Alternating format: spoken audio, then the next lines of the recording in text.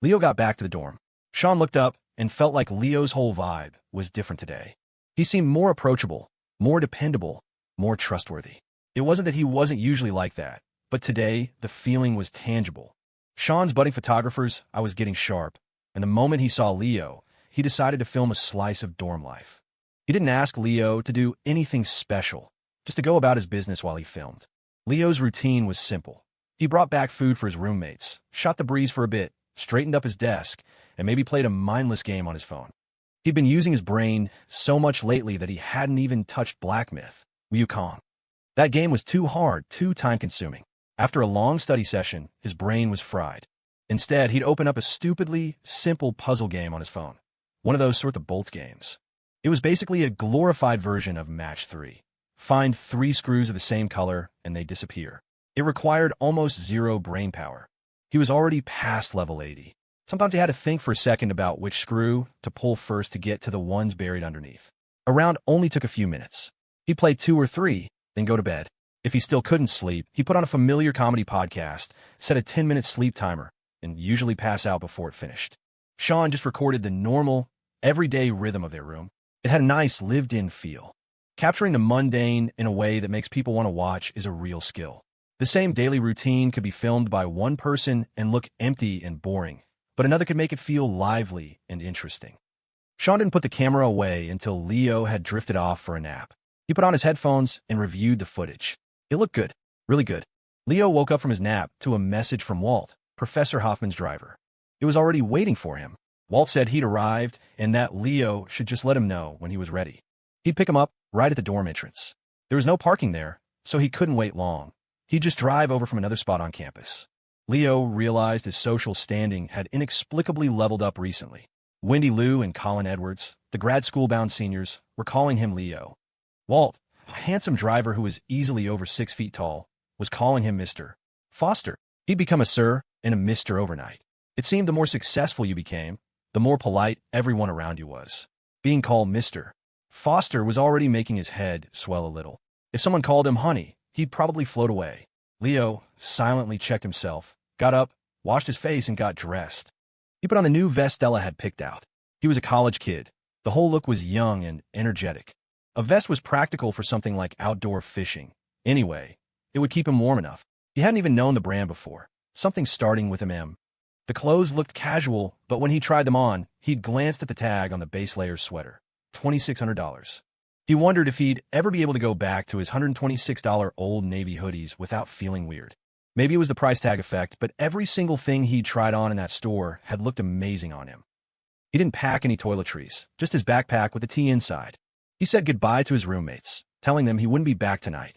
Sean gave him a thumbs up. Be safe. Jordan pumped a fist. Go get him, Tiger. Leo felt a blush creep up his neck as he grinned and waved goodbye. Tucked away in the inner pocket of his backpack, besides the tea for Professor Hoffman and Judge Cole, was the secret weapon Alex had given him. He'd put it in the deepest compartment to make sure he didn't grab it by mistake. When he got to the entrance of the dorm complex, Walt was already out of the car, holding the passenger door open for him. No wonder the dorm manager recognized him now. This was way too much of flex. Students walking by shot him looks of pure condemnation. Their eyes screamed, "Look at this spoiled rich kid. What a flashy way to go to school." Leo felt a slight twinge of shame. It was a little over the top, but his own expression was so earnest and innocent that even as the other students judged, they seemed to blame the abstract concept of wealth rather than him personally. Filthy rich people were just the worst. Walt sometimes drove for Penelope Hayes, and he'd seen plenty of handsome young men in her circle. But the kid walking out of the dorm building today was different.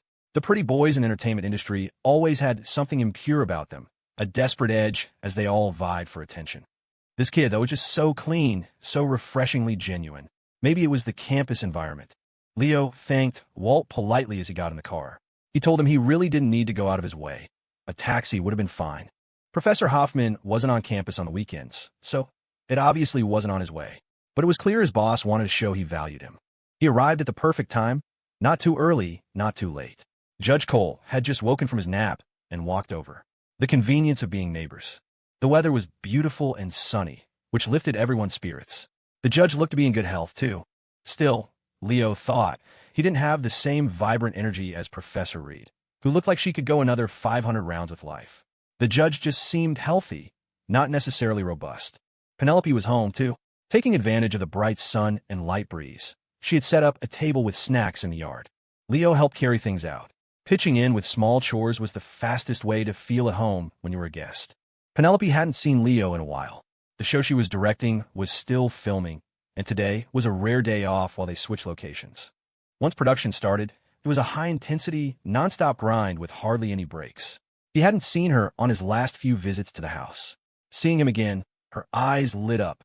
Honestly, she saw beautiful people all day long, but it was rare to find a young person with such a clean, grounded aura. That industry was too flashy, the money came too fast, and most people couldn't stay centered. "Leo, you're looking great. Composed, not arrogant," Penelope complimented him. Many young people who entered the entertainment world got corrupted almost instantly. You didn't even have to teach them how. So many promising talents were amazing at first, but that industry was a true meat grinder. When you're in it, you're just a product to be judged and priced. The moment you start seeing yourself as a commodity, the competition turns toxic. That's why, in the beginning, she had only asked her husband's student if he was willing to play a small supporting role. Once his scenes were done, she let him go without dragging him into any of the extra networking. It wasn't because he was unimportant or she was dissatisfied. It was precisely because he was important. He was her husband's student, someone who called her Mrs. Hayes. He was one of their own, and she wanted to protect him. She'd seen the schmoozing circuit too many times. It wasn't necessary. If his show was a hit and he decided he wanted a career in acting, there would be plenty of time for all that later. To be a serious actor, your work had to speak for itself. That was ultimately the easiest way, the way to make a living with dignity. Penelope had high hopes for Leo. His portrayal of Silas, the tea master, had real depth. He was a villain, but in a serious drama, the villain is often the most memorable character. His part was small, but crucial. Seeing Leo again now, his presence made her like him even more. The kid seemed even more mature and reliable than the last time she'd seen him. An idea flickered in her mind, but she was too tired lately to grasp it. Judge Cole was also happy to see Leo, congratulating him on winning the tea competition. Leo took the opportunity to bring out the tea he'd brought. Professor Hoffman suggested they go fishing first while the weather was nice. "We can't focus on good tea while we're fishing. It would be a waste." The judge was an avid fisherman and had come over specifically for that reason, happy to have company. After some tea and snacks, like preschoolers after a nap, they started setting up their fishing gear. Penelope didn't fish, enjoying a rare moment of peace, or what passed for it. She sat in the yard, soaking up the sun, occasionally taking calls, and reading a novel on her tablet. Leo was surprised to see that a big-shot director, like her, was reading a romance novel. He'd assumed she only read industry trades or serious literature. Turns out she was a bookworm, just like anyone else.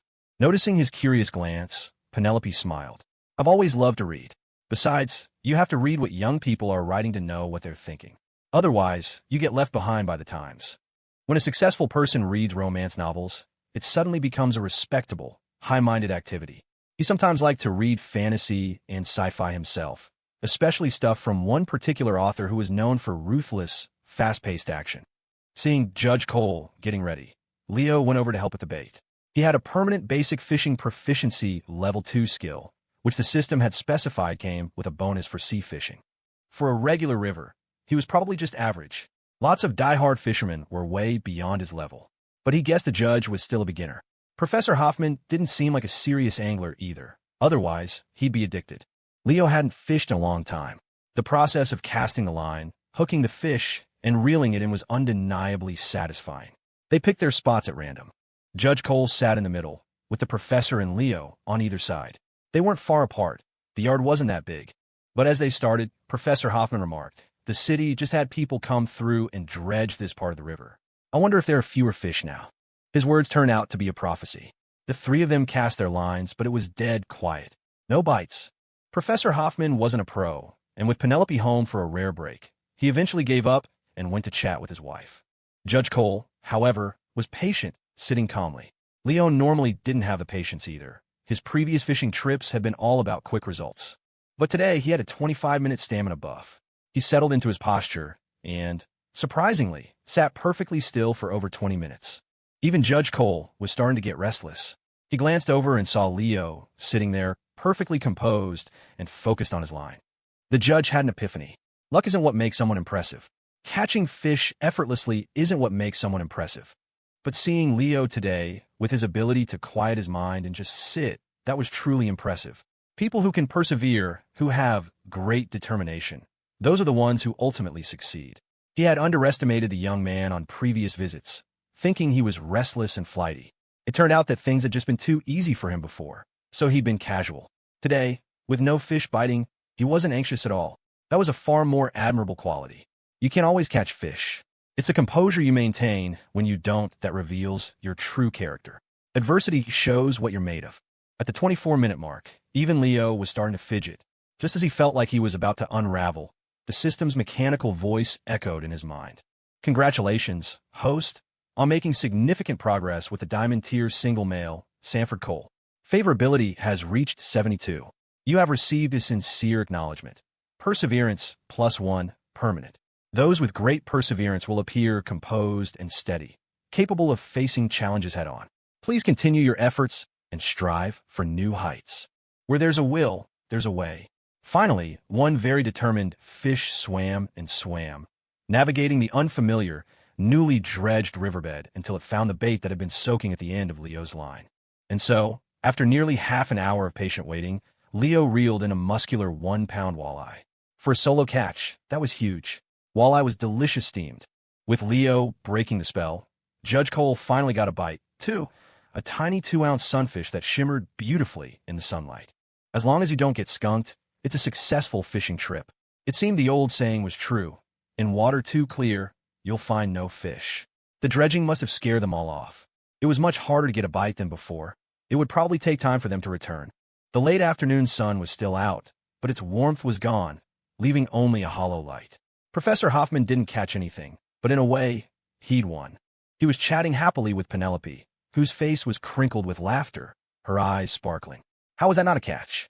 The group retreated to the professor's glassed-in sunroom.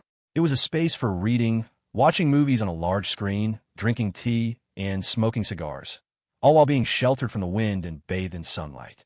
Penelope had no sooner sat down than she was up again to take another call. She was by far the busiest person there. Leo washed his hands in the yard and then came in, naturally taking the seat at the tea table. Judge Cole was actually quite patient himself. In his younger days, he could sit through massive, hours-long conferences. Not anymore. Now, it was likely an issue of kidney stones or just aging. 2 trips to the bathroom in half an hour was normal. A common problem for older men. Of course, nowadays, with so much time spent sitting at desks, women face similar issues. Leo wasn't there yet, which was why he could sit still. But given his old lifestyle, hunched over games all day, no exercise, irregular meals, he was well on his way to a gut full of future kidney stones. Lately, though, he'd been eating, exercising, and resting regularly. Barring any accidents, car crash, getting hurt while rubbernecking, crime of passion, falling into a ditch, getting his esophagus sliced by a donut, choking on an egg, he had a good 40 years left in him. Leo sat down and tidied the tea table. He loved Professor Hoffman's setup. It was spacious, allowing him to be generous with the water, rinsing and washing everything until it was spotless. The Japanese tea ceremony often used a dry brew style, where a single cloth could serve as the tea station, with wastewater poured into a separate container. It was a very compact setup. Strangely, many people in America had adopted it as the aesthetic ideal. Leo wondered if it was just a practical solution for people with limited space. If you have a big table, why cramp your style just to copy someone else? His experience at the tea competition and everything Joy Run had taught him had filled in many gaps in his foundational knowledge. Now, he was much more relaxed when preparing tea. For what he could tell, Professor Hoffman's skill was around a basic level. On a good day, when his mood, the water, and his luck were all aligned, he might hit an intermediate level. The professor's tea was always peaceful and smooth, very easy to drink. The tea reflects the person. An impatient person's tea will either be flavorless because they pour too soon or bitter because they blast the leaves with water. A slow person's tea will be bitter because they let it steep for too long. Professor Hoffman seemed like a lively, straightforward man, but he was meticulous in his actions. That's why his tea was so gentle. Leo wasn't sure what kind of tea represented his own personality. It was easy to analyze others, but when it came to himself, everything felt fuzzy and uncertain. The person he thought he was and the person others saw were probably 2 completely different people. Since Leo had brought the summit of snows, Professor Hoffman suggested they brew that. It was a magnificent tea. As he poured the leaves out, each one was so perfect it could have been a botanical specimen. They looked a bit like Taiping Hokue with slightly large leaves, but the aroma was incredible. It had a medicinal scent, followed by a delicate floral note, neither of which was overpowering. The fragrance genuinely cleared his head. Of course, sniffing mint could probably achieve the same effect. But that was the nature of human desire. When a cheap, common thing can do something, it's not special. When you go to great lengths to acquire something else that does the same thing, it becomes rare and precious. Mint is cooling, that's expected. But this tea, which had the same effect, was lauded as a brew that could purify the mind and cleanse the soul, the purest tea in the world. When Mr. Mikami had gifted him the tea, he hadn't held back, sharing the secret to brewing it. The first infusion shouldn't use boiling water. 180 degrees Fahrenheit was ideal. The second infusion could use 212 degrees Fahrenheit water. He wouldn't have told just anyone. Firstly, no one else had this tea, and secondly, he was a proud man who wouldn't waste time talking to people who didn't understand. But Leo understood. He was a true, kindred spirit. It was like the old trick for roasting a duck: pour water inside the cavity before cooking. It sounds simple, but unless the master chef tells you, you'll never figure it out and never achieve the same delicious result. Because of how this tea was preserved, hitting it with boiling water right away would destroy the delicate downy hairs on the leaves. It needed to be gently awakened first, then infused. Summit of Snows could be steeped over a dozen times and still hold its flavor. And its character changed every few infusions, evolving in layers. It was astonishing. Leo felt he'd gotten a bit lucky in the final round of the competition. Judge Cole's wild tea was special because it was wild, a pure, original sweetness with a long-lasting texture. With a Zen mind buff, Leo had managed to amplify that wildness, making it less about drinking tea and more about experiencing its essence. He knew he'd never be able to replicate that performance. It was probably beyond advanced, bordering on expert level. Leo was eager to try this tea himself. He hadn't had a chance to brew it properly since he'd gotten back. He could have done it in his dorm. He still had the tea set Ms. Miller gave him, but the room was too cluttered to set everything up. That electric kettle, however, was a game changer. Sean had taken over water boiling duties for everyone. It was much safer and more convenient than before. If you're willing to do a chore, you'll never be out of work. And at Clearwater Cove, he'd been too busy to even think about tea. It was true. To properly enjoy tea, you need leisure. Following Mr. Mikami's instructions, Leo brought the water to a boil. He didn't use a thermometer. An experienced tea brewer can gauge the temperature by feel. To get 180 degrees Fahrenheit water, he just had to pour the boiling water into a fairness pitcher first. By the time he poured from that, it would be about right. The first infusion was a rinse, meant to be discarded. After its long journey across the ocean, it was a tea with a nuclear-level reputation. Whether it actually washed anything away or was just for peace of mind, he poured it out. It wasn't a total waste. He used the hot liquid to warm the cups, acclimating them to the tea. He chose tall, narrow-tasting cups, which were excellent for concentrating the aroma, though they had the downside of cooling slowly and being hot on the lips. He took a sniff. The aroma was just as he remembered: medicinal, floral, and deeply refreshing. He felt like if he had a stuffy nose, one whiff of this would clear his sinuses completely. The second infusion was for drinking. The liquid was soft on the palate, the aroma long-lasting. After swallowing, his throat felt clear and cool, almost as if the tea contained mint, though he knew it didn't. It was good tea, excellent tea. But with tea, an incremental improvement in quality can lead to an exponential increase in price. It was best not to overthink it. Professor Hoffman and Judge Cole were connoisseurs. They were impressed. The tea liquor was clear, the flavor lingered, it wasn't astringent on the entry, and the finish wasn't bitter. It had a unique coolness to it, almost like borneal, a crystalline organic compound from traditional medicine, though that stuff was probably toxic if you drank it straight. While brewing the tea and waiting for the water to heat up again, Leo took a picture of the tea setup, no people, and sent it to Mr. Mikami on TikTok. Although no one was in the shot, a box of Professor Hoffman's limited edition Cohiba cigars was visible in the corner of the frame. Leo didn't smoke and knew nothing about them, but he knew they were now priceless. A single Cohiba could go for over $300, and most on the market were fakes. When the professor had bought them years ago, they were only about $20 a piece. But with tobacco, even if you stockpiled a lot, you couldn't legally sell it to someone else. Gifting it was fine, but taking money for it was a felony with a much harsher sentence than smuggling. The moment he saw the photo, Mr. Mikami's eyes locked on the Kohibas. Leo is a man of formidable resources. With his phone in hand and nothing else to do, Leo took a few photos of Judge Cole and Professor Hoffman. He sent them to their little three-person group chat, which the professor had renamed the Three Musketeers. He couldn't believe he was in a group chat with these two. He sent a photo of them together, and then individual portraits of each. Leo's intermediate photography skills were more than enough for casual portraits. Besides, the judge and the professor were completely relaxed around him. Another photographer with the same skill level wouldn't have gotten shots as good as his.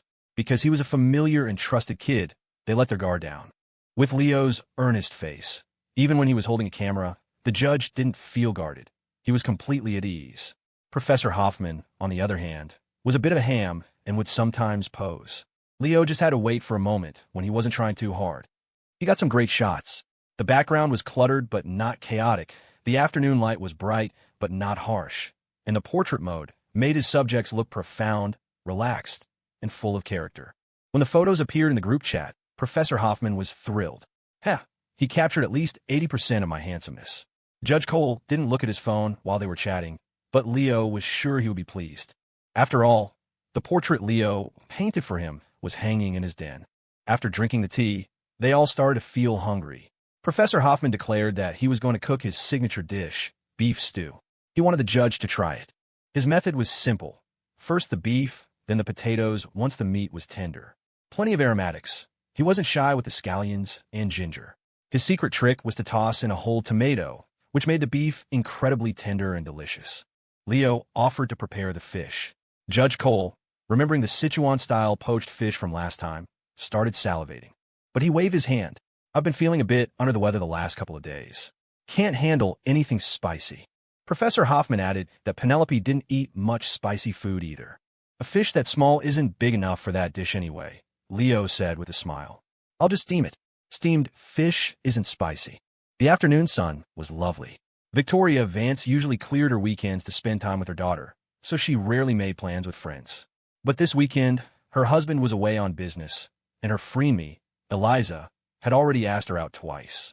She'd had legitimate excuses both times, but 3 strikes and you're out. So, she just invited her over to the house. Having afternoon tea at a cafe was never as comfortable as being at home anyway, and this way, Victoria could still be around for Stella. Stella had been summoned home mainly because her period had just ended, and Victoria wanted her to have a special herbal tonic. The recipe was from a renowned women's health specialist, a gentle, nourishing blend designed for regular consumption. If a young woman didn't take care of herself during her cycle, the problems could accumulate over the years, and she would be the one to suffer in the end. Victoria, having gone through a period of hardship after her family's fortunes fell, knew this all too well. She was desperate to give her child everything she herself had missed out on. As a result, Stella was in excellent health. While her roommates writhed with cramps and back pain, she barely felt a thing, aside from maybe being a little more emotionally charged. Physically, she was fine. She'd never experienced the kind of agony that made Jessica writhe on her bed. She was always careful during her period and always had a restorative tonic afterward, on top of her regular check-ins with a traditional wellness doctor. She used to think it was a pain. The tonics tasted awful, but after seeing the miserable state of her roommates, their combat effectiveness reduced by 2/3, she decided the stuff didn't taste so bad after all. Right now, though, all she could think about was how to make an excuse to get back to campus. She'd just taken a long, fragrant bath and was now scented from head to toe. Lying on her bed, her mind involuntarily drifted back to the art studio. It was a bit Spartan now that she thought about it. The vast, empty space, the old leather sofa, the rickety wooden chair. The memory made her cheeks flush. Before, she would have just told her mother she was leaving and walked out the door. Now, she felt so guilty she was actually trying to come up with a plausible reason. In her circle, Victoria Vance was considered one of the lucky ones. A loving husband, an obedient daughter, a true winner at life. Of course, when friends got together, they couldn't just praise each other. That conversation would dry up fast. Gossip was the glue that held their fickle friendships together. Her friend, Eliza Sutton, was the one who had bought the other painting with her. Eliza had a sinking feeling that her husband's business was heading for a downer. He was in private equity. In the good times, he threw around 9-figure numbers like pocket change, but now, Eliza was terrified. In her world of fair-weather friends, Victoria was one of the more reliable ones. She could seem aloof and hard to approach, but she was actually soft-hearted. If you really needed help, she was more likely to offer it than any of the others, who would sooner kick you when you were down than lend a hand. With just the two of them, they could talk about more private matters. After sharing a juicy tidbit about another friend's husband cheating with a college student, Eliza declared with absolute certainty, "My Mark would never cheat. He can't even last 3 minutes. He tries for one, struggles through the second, and then it's over. Sometimes he has to take a pill, and even then he can't go for 10. With a performance like that, what's he going to do with someone on the side?" Victoria felt a laugh bubble up, but managed to suppress it, pursing her lips. Laughing now would be the end of even their superficial friendship. She never would have guessed that about Mark. She felt a wave of gratitude for her own husband. Just then, Stella, who had crafted the perfect excuse about a roommate leaving for an internship and needing a farewell dinner, happened to overhear the tail end of the conversation. She had been about to knock on the door but hesitated, and Mrs. Sutton's words drifted out. When Victoria heard her daughter's reason for leaving, she didn't question it. She just had the housekeeper put the tonic in a thermos for her take. The conversation was interrupted. When Eliza and Victoria resumed, Victoria said, with a touch of pride, "She's such a good kid, tells me everything. It's like she's never grown up." Eliza replied, "A daughter is a treasure, so thoughtful. My son won't even call me once a month." But inwardly, she was rolling her eyes.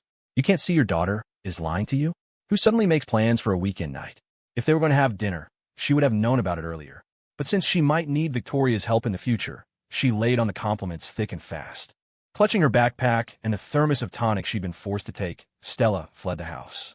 She was so afraid of being found out that she didn't even take the family car, calling a taxi instead. Her mind was racing, replaying what she'd overheard.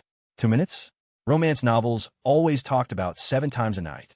At 2 minutes a pop, that's only 14 minutes. The discrepancy was staggering. She thought back to all their encounters.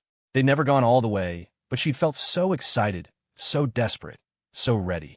Either you keep things polite, or you go all in. Stella decided to follow her heart. She wasn't some prude obsessed with saving herself for marriage. Victoria had never preached any of that. Even her father, Richard, when he'd talked about dating, had just told her to have fun, but be safe. So, when the time felt right, she wasn't opposed to it. She was just curious about the timing. They could spend a whole night just playing around without doing anything. How could it all be over in just a few minutes? "It'll just be a few minutes," Leo told Professor Hoffman as he prepared the steamed fish. The secret to good steamed fish was in the prep, getting rid of any fishiness, and in the timing, putting the fish in only after the water was at a rolling boil. The final, crucial step was pouring sizzling hot oil over the finished dish. It was simple, but every step had its own technique. If you follow the rules, you can make a decent steamed fish every time. But if you messed up, it would be fishy, overcooked, or underdone. To get it perfect, to an advanced level, was no easy feat. You needed the right balance of scallions, ginger, garlic, and wine. And you didn't use bottled steaming sauce. That was for amateurs. A real chef made their own. Just as Professor Hoffman brought out his signature beef stew, Leo's steamed fish was ready. The housekeeper wasn't worried about him taking her job. These masters of the house only cooked once in a blue moon. When they did, it just meant more work and more dishes for her to clean up later. They were all kings in their own castles. It was a homestyle meal. Leo and the professor had contributed the meat and fish. The rest was simple: stir-fried greens, a vegetable and tofu soup, stir-fried peppers with pork, and sliced pork with garlic sauce. Professor Hoffman mentioned he had a vintage sweet yellow wine a friend of Penelope's had given him. "Want a little?" he asked. Judge Cole nodded. A small glass wouldn't hurt. It wasn't a formal dinner. His position made it difficult to just go out and relax. People were always trying to read into his every move. An evening like this, eating and drinking with friends, was a rare pleasure. The professor was a man of culture. Penelope had a respectable career in film, and Leo was a good kid. There were no outsiders here. A little drink was fine. Professor Hoffman's signature dish was fine. It was tasty, standard home cooking. Not bad. No weird flavors, and the meat was tender. Penelope loved it, praising his culinary skills with gusto. Leo remembered her on set, a roaring Godzilla of a director, a practitioner of brute force filmmaking who had everyone shaking in their boots. It was hard to believe this was the same woman. So, the beef stew that Penelope was lauding to the heavens was just decent. Then they tried Leo's steamed fish. It was beautiful.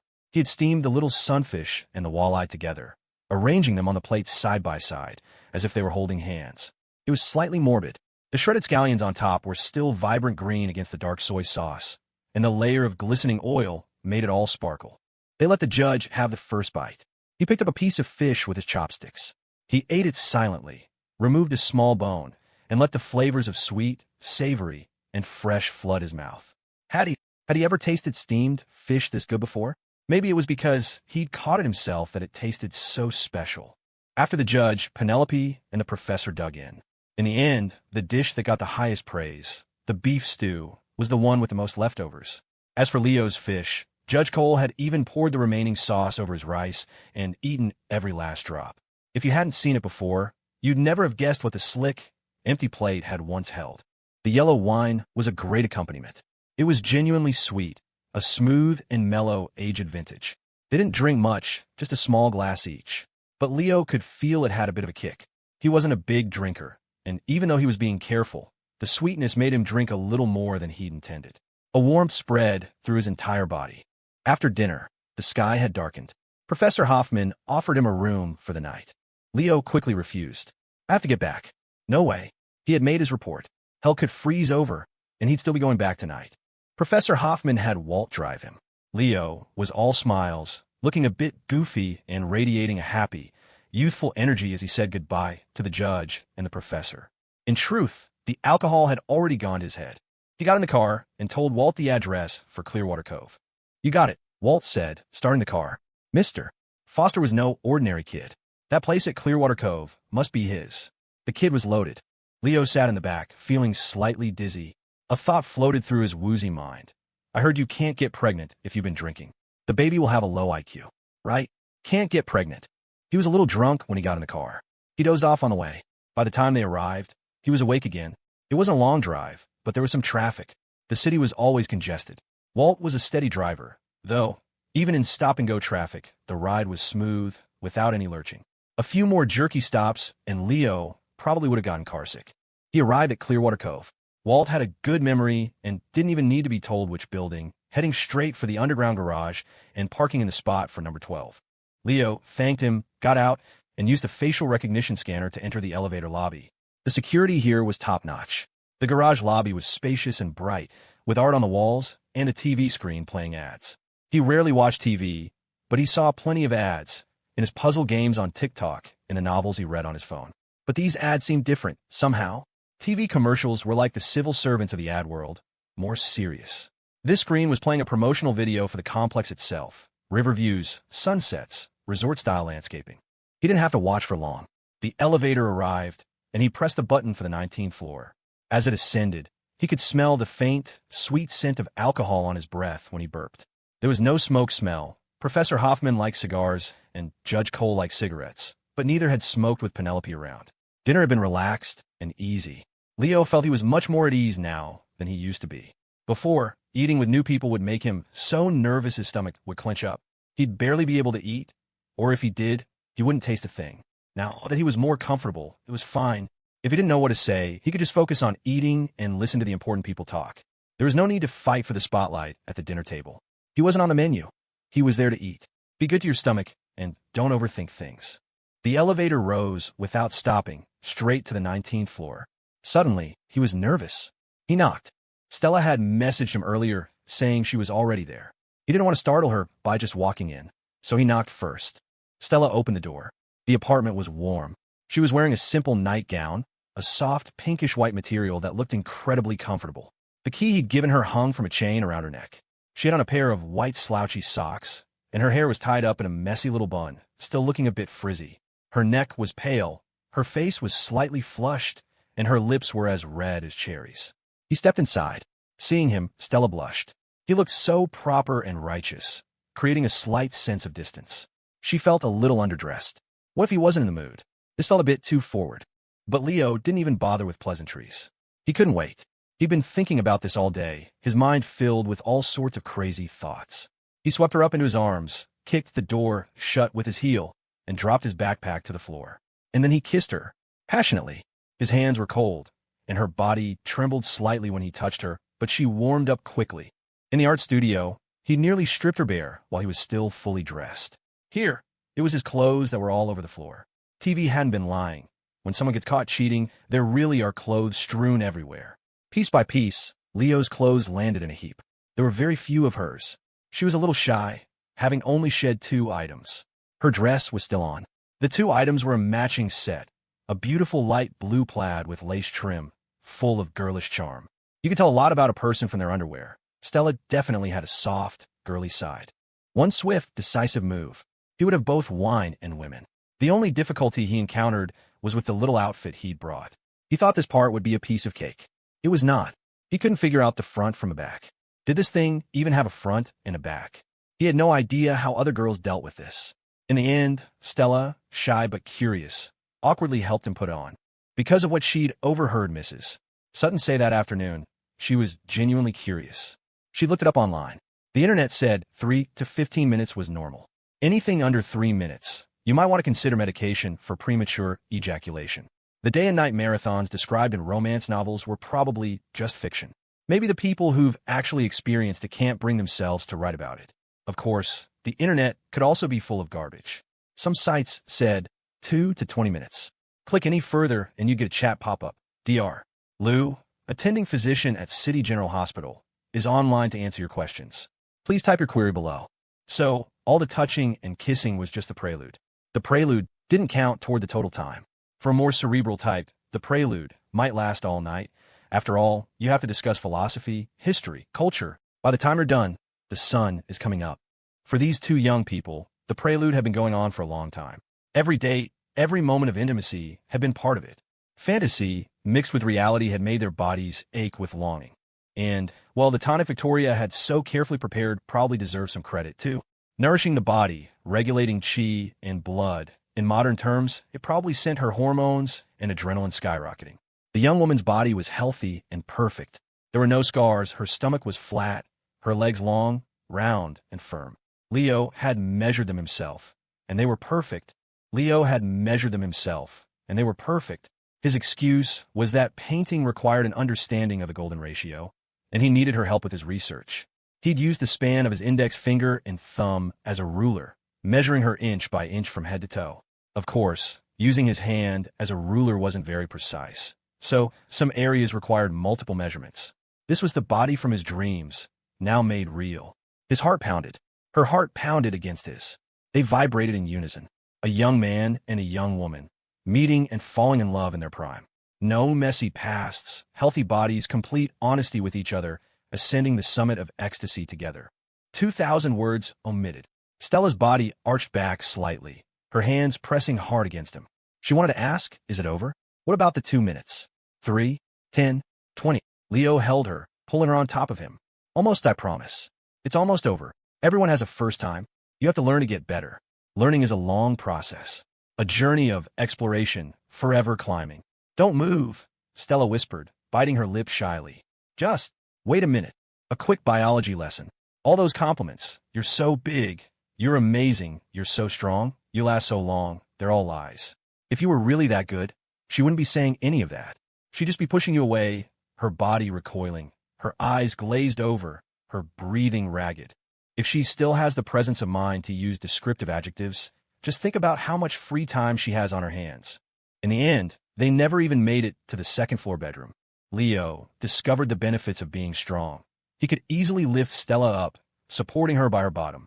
Worried she would fall, she would instinctively wrap her arms around his neck. He could even hold her up while they looked out at the river view. Though it was dark now, the scenery reduced to a smattering of lights. They were both a little clumsy, and there were even a few inexplicable, embarrassing moments. But they adapted quickly. After all, procreation is a human instinct, and soon it became very, very pleasant. That they could both find such joy in it was a rare and wonderful experience. Young Leo gasped for air. His mind went blank for a second, a vision of exploding stars filling his consciousness. He lay there for a while. Then it was time for a shower. In their own place, it was convenient. They could just walk to the bathroom naked, as long as they remembered to draw the curtains. Stella wanted to wash up, and the ever-righteous Leo wanted to help. The youth of today are so kind-hearted, always eager to lend a hand. Stella reluctantly agreed, mainly because he was so earnest it was impossible to refuse. Though his legs were a bit shaky, Leo could still carry her to the bathroom. It was on a first floor, so no stairs. He didn't think he could manage stairs while carrying someone right now. In the bathroom, Stella started rinsing off. Leo had intended for them to shower together. The shower head had a mist setting, and the stall was huge, more than big enough for two. But as soon as the water was on, he realized Stella's shower temperature could cook him alive. Weren't women supposed to be sensitive to heat? How could she stand it so hot? The temperature she found just right felt scalding to him. Next time he designed a shower, he'd install two heads so they could each use their own. The difference in temperature tolerance between men and women was at least 10 degrees. It was scalding, but the view was undeniably beautiful. Her water-slick skin had a dewy glow. The body wash Stella used was an almond shower oil, a rich, golden liquid. It poured from the bottle like thick, golden olive oil, running quickly through his fingers. Can't let go to waste. Leo had been frugal since he was a child. He quickly spread it over her. The oil made her skin shine with a beautiful luster. No wonder they called it an oil. The upside of shower oil was that it was incredibly moisturizing and made her gleam. The downside was that it was hard to lather. You had to add a little water and rub vigorously to get any suds. Leo rubbed very, very vigorously.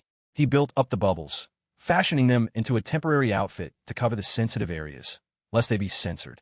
The steam made Stella's face flush a deep red. Her skin was pink from the hot water. She rarely even went to public bathhouses, except maybe to accompany her mother to a spa for a body treatment. She'd never even let other girls see her naked. Yet here, she was completely bare in front of him, and he was just as bare, yet somehow managed to look so damn righteous. How could he so seriously be helping her apply shower oil and work up a lather? Leo was enjoying himself immensely. The water was hot, but after a while, he got used to it. Anything to be helpful. He diligently assisted her, like a dedicated loofah, not missing a single spot. But an experienced young man would learn his lesson for next time. If you're going to use shower oil, one person is fine. But with two people, it takes a long, long time. At least 25 minutes. Another 2,000 words omitted. After the shower, he was truly exhausted. His legs were jelly. It was hard to stand. He needed to keep up with his running, build up his endurance. They hadn't even made it upstairs to the bedroom, and it had already been twice. Wrapped in towels, they emerged from the bathroom. They were starving. They didn't want to order takeout. They didn't want anyone coming to the door right now. Leo said he'd make instant ramen. There were no other vegetables in the fridge, but there was still a package of that Wagyu beef. He changed into a pair of gray cotton pajamas, a short-sleeve shirt and short set. The thermostat was set high, to 73 degrees. When they were shopping, Leo had mentioned he preferred short sleeves, so Stella had bought him some. He got a little hot in the summer and liked sleeping in shorts. In the dorm, only Alex would wear full long-sleeve pajamas year-round. When Leo cooked, even if it was just instant ramen, he was focused. The last time, Stella had just sat on a stool at the kitchen island, smiling as she watched him. This time, she kept coming in to bother him. One moment she was squeezing his bicep, the next she was hugging him from behind. He was trying to boil water, and this girl was still clinging to him. Leo playfully smacked her, but, "Stop messing around. Any more of that. I'll take you down right here in the kitchen." Stella bit his arm hard. He yelped dramatically, "Ow, ow, ow." It didn't actually hurt that much. In fact, he was enjoying the soft feeling of her pressed against his arm. Without her distractions, the Wagyu ramen was finally ready. He made 2 huge bowls. They devoured everything. The task of learning human procreation was incredibly draining. If you didn't work out regularly, your weakness really showed at times like this. After they ate, there was no argument about who would do the dishes. They had a dishwasher. Even though it was just a few bowls, Stella strictly placed them inside. She'd read on Instagram that 80% of cohabitation problems stemmed from arguments over washing dishes. She was going to nip that problem in the bud. Full and satisfied, both body and stomach, they were finally ready for bed. It was the middle of the night. After brushing their teeth, they finally made it to the second-floor bedroom. There really had been no time for tea. The second floor was even softer. You didn't need shoes at all. The entire floor was carpeted. Leo noticed Stella liked wearing socks more than shoes. The socks made her feet look especially cute. He loved taking them off for her. They lay down, their posture much more intimate than before. Stella naturally curled up in his arms. But then she suddenly punched him lightly. "In the bathroom. We didn't use one. Will that be a problem?" Leo, he had actually done his homework beforehand. He didn't want to create a human life. He wasn't ready for that. His research said that the time right after a girl's period was supposedly a safe window, less likely for pregnancy, but it wasn't foolproof. But just now, it had been an accident. There wasn't time. He caught her small fist and kissed it. He apologized sincerely. "I'm sorry, I'm so sorry. That was my fault. I'll definitely wear one next time." Stella. Her body trembled. Her legs were so sore. Next time? You're not tired yet. No, I'm too tired. Leo. Okay, baby. Let's sleep. I promise. We'll just sleep. In the middle of the night, half asleep, Stella felt someone lifting her leg. He woke up. It was bright daylight. He glanced at his watch, 9:40. It was the first time in ages that he'd opened his eyes, and it was already past 9. His internal clock was usually set for 6 a.m. sharp. 3 hours had just vanished. They had gone to bed so late. Leo remembered it was almost 5 in the morning by the time he'd finally fallen asleep. He opened his eyes. He felt drained, like his body had been completely emptied. He reached over. The space next to him was empty. Was it a dream? Leo fumbled for his phone. No major world events had occurred. Some celebrity scandal, apparently. The dorm group chat was silent. The night had felt incredibly long, as if a million things should have happened, but it had only been one night. As consciousness slowly washed over him like a rising tide, the system's mechanical voice chimed in. Congratulations, host, on making significant progress with the platinum tier heiress of infinite potential, Stella Vance. Favorability has reached 90, temporary, virtual. This may be unstable due to hormonal influence. Please continue your efforts and strive for new heights. Leo. Wait, it can disappear in 7 days? Are humans just large goldfish? He'd heard that a goldfish's memory only lasts 7 seconds. His old biology teacher once told a story about how he decided to test that theory. He'd hit a fish with a rock, but 7 seconds later, the fish remembered and chased after him, trying to bite him. The whole class had cracked up. They asked if the experiment proved that a fish's memory lasts longer than 7 seconds. The teacher shook his head. No, it proved that a crocodile is not a fish. Remembering that class still made Leo chuckle. A smile played on his lips as he looked up and saw Stella, fully dressed. She was wearing a washed blue denim jumpsuit, looking incredibly chic and capable. Leo yanked her back onto the bed. He noticed the double C logo on the buttons. This one he knew, Chanel. But the buttons were just decorative. You couldn't unbutton them. You had to pull the whole thing off over her head. Of course, even if they were real buttons, he wouldn't have the strength to undo them right now. He was starving. His hands were actually shaking. Leo wondered if this was a side effect of one of his skills. It had completely wiped him out. He looked at Stella. Last night, she had been the one crying about how tired she was. Now, she was vibrant and full of energy, looking even more beautiful than yesterday. The old saying must be true. They're only overworked bulls, never overplowed fields. Ancient wisdom, derived from centuries of practical experience. Leo reached out a hand, and she slapped it away. Go wash up. It's time to eat. His hands were trembling so much he couldn't have done anything anyway. He was just so hungry. He quickly washed up, curious what Stella could possibly have made. Did she order a whole spread of takeout again? Or just make some oatmeal? When he got downstairs, he saw 2 perfectly cooked steaks on plates, garnished with mushrooms and a sprig of rosemary. They were still sizzling, fresh from the pan. Had Stella actually cooked them? Did you make this? He asked, amazed. Yeah, it's the only thing I know how to make. I just finished them. I went up to get you, and you took about 5 or 6 minutes to wash up, which is the perfect amount of time for the steaks to rest. They'll be juicy when you cut into them. Try it. She really had cooked them. The steaks looked like they came from a restaurant, and they seemed much more high-end than the ones at Sizzler. Thicker, for one thing. He followed her lead, cutting into his steak. It was an inch thick. He sliced it into strips. The outside was seared, the inside was tender and rich with fat, incredibly fragrant. It tasted almost as good as the steak at the fancy restaurant she'd taken him to, but the portion was much bigger. That other steak had been cut into tiny cubes. Each bite felt like it cost $20. This was a proper, satisfying steak. After finishing his own pound-plus steak, he stole half of what was on Stella's plate. He must have eaten nearly 3 pounds of beef before he finally started to feel human again. His hands stopped shaking, and his legs felt steadier. Seeing him eat with such gusto made Stella happy. She felt a sense of accomplishment, a sudden urge to cook steak for him every day. An M9 120-day dry-aged steak costs over $200 a pound. Richard Vance, do you have any idea how hard I work for my money? After they ate, Leo helped put the special, incredibly heavy cast-iron skillet into the dishwasher. At this stage, even doing chores together was sweet. Full and revived, Leo felt his strength returning. But he noticed Stella was wearing a jumpsuit. He resigned himself to making tea. Before starting, Leo cleaned himself up, too. He changed into a slightly Eastern-inspired outfit. He thought it was Dior. The pattern reminded him of the logo for a trendy tea shop. If he hadn't bought it with Stella, he would have thought he was wearing store merch. It looked good, though, with a bit of a designer flair. Clothes make the man. He felt like this outfit instantly bumped his attractiveness up by half a point. He looked like his reflection in the mirror right after a shower, his absolute best. The linen blend material, the asymmetrical buttons, the pants that looked almost like a skirt, the subtle Chinese-style pattern.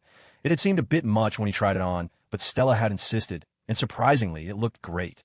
The way her eyes had lit up when she saw him in it. He changed into the outfit and sat down in the small, Japanese-style tea room with its wabi-sabi aesthetic. In this setting, he almost missed the generous Mr. Mikami. Leo chose the Dan Honey Orchid Phoenix Oolong. It had a delicate flavor he thought Stella would like. It wasn't overwhelmingly sweet, but had a subtle, mysterious fragrance. It was different from rock teas, which tended to be much bolder. This oolong was light and fragrant, perfect for after a meal. He used a Meiji-era iron kettle to boil the water. The gold one wasn't very practical for brewing. It was more for show. This one, he noted, had been well maintained, with no rust. He'd have to be careful with it himself, making sure to dry it out completely after each use. A good iron kettle supposedly makes the water softer. Most people probably wouldn't care. Leo was focused as he prepared the tea, boiling the water, pouring it over the leaves, watching them unfurl in the scalding liquid. It slowly calmed his frantic mind. Last night, his life had entered a new phase. He was no longer just a boy. He had discovered another of life's great pleasures, topping the honor roll and the wedding night. The happiest moments in an ancient scholar's life. Back then, people got married young, so they would have experienced it around his age. Now, people married much later. Some were still single in their 30s. Lust truly was the most direct, most primal of all desires. He felt like he hadn't slept at all last night, finally passing out from exhaustion just before dawn. He'd been like a tireless dog in heat, driven purely by desire, all thoughts of self-discipline, progress, and the future thrown to the wind. If Stella had asked him to bark then, he would have started yapping without a second thought. Now, with a full stomach, in the quiet of the moment, his brain finally felt like it had been wrung out from a sponge. The first infusion of this honey orchid oolong was delicious. A unique flavor. Leo poured a cup for Stella and one for himself. Stella lifted her cup, sniffing it gently. It was very fragrant. Seeing him lift his own cup, she gently extended hers and tapped it against his before taking a sip. She'd had it once before and vaguely remembered liking it. This time, it tasted different. She looked at the young man across from her, his red lips, pale skin, a smile that radiated sensuality. She thought back to the first time she heard his voice, how she'd listened to the recording on a loop to fall asleep. It had been love at first sight. To Leo, this tea tasted complex and aloof. That was the character of this particular oolong, a cool fragrance, not cloying. Since there were only two of them, he'd used a small amount of leaves, just 5 grams. 1 cup each, the perfect amount. The second infusion. The flavor was longer, with a hint of greenness, but the aftertaste was unforgettable. The third. The tea was warm and rich. They lowered their heads to drink, then looked up and smiled at each other, almost in unison, both thinking the same thing, never to be parted. 3 cups of tea felt like a wedding toast, sealing a bond for 3 lifetimes. After drinking, Leo's brain finally came back online. He apologized sincerely. "Last night, I'm sorry. I was so careless. What should we do? Do I need to go buy something? I just had a full physical this summer. I'm healthy, no infectious diseases or anything. I can send you the report," he said earnestly. His IQ had returned. He knew that even if Stella was driven by hormones, she was a serious person at her core. He immediately sent his health report to her phone. Stella looked at the message. Last night had been shy and new and wonderful, but she was, by nature, a person who held herself to high standards. She didn't blame him. In fact, she felt like she was the one who hadn't been prepared. "I already took a pill," she said. "You don't have to worry." Leo, blink.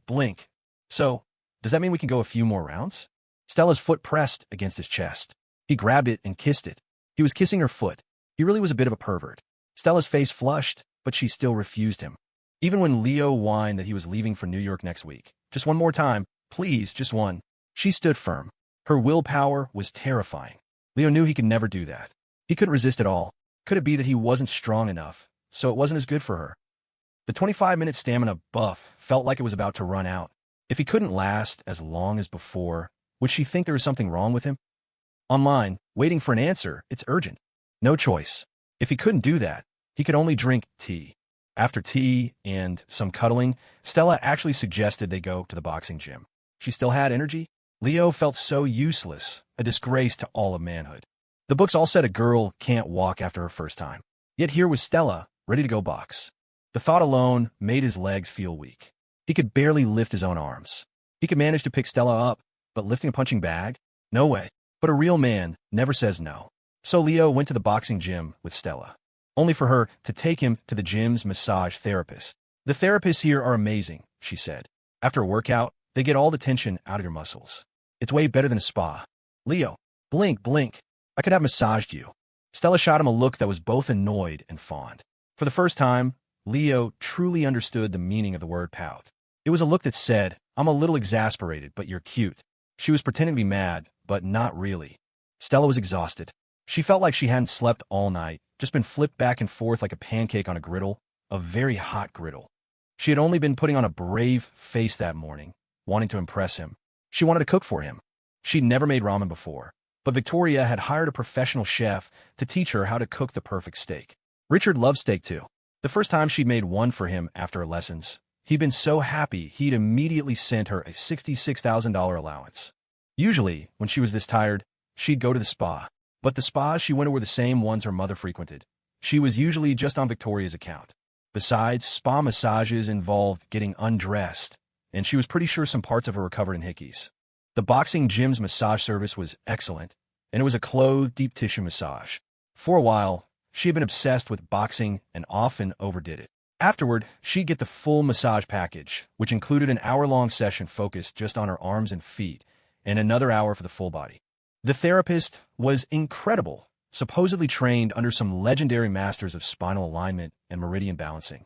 Whatever the case, a full session always erased her fatigue and prevented any sports injuries.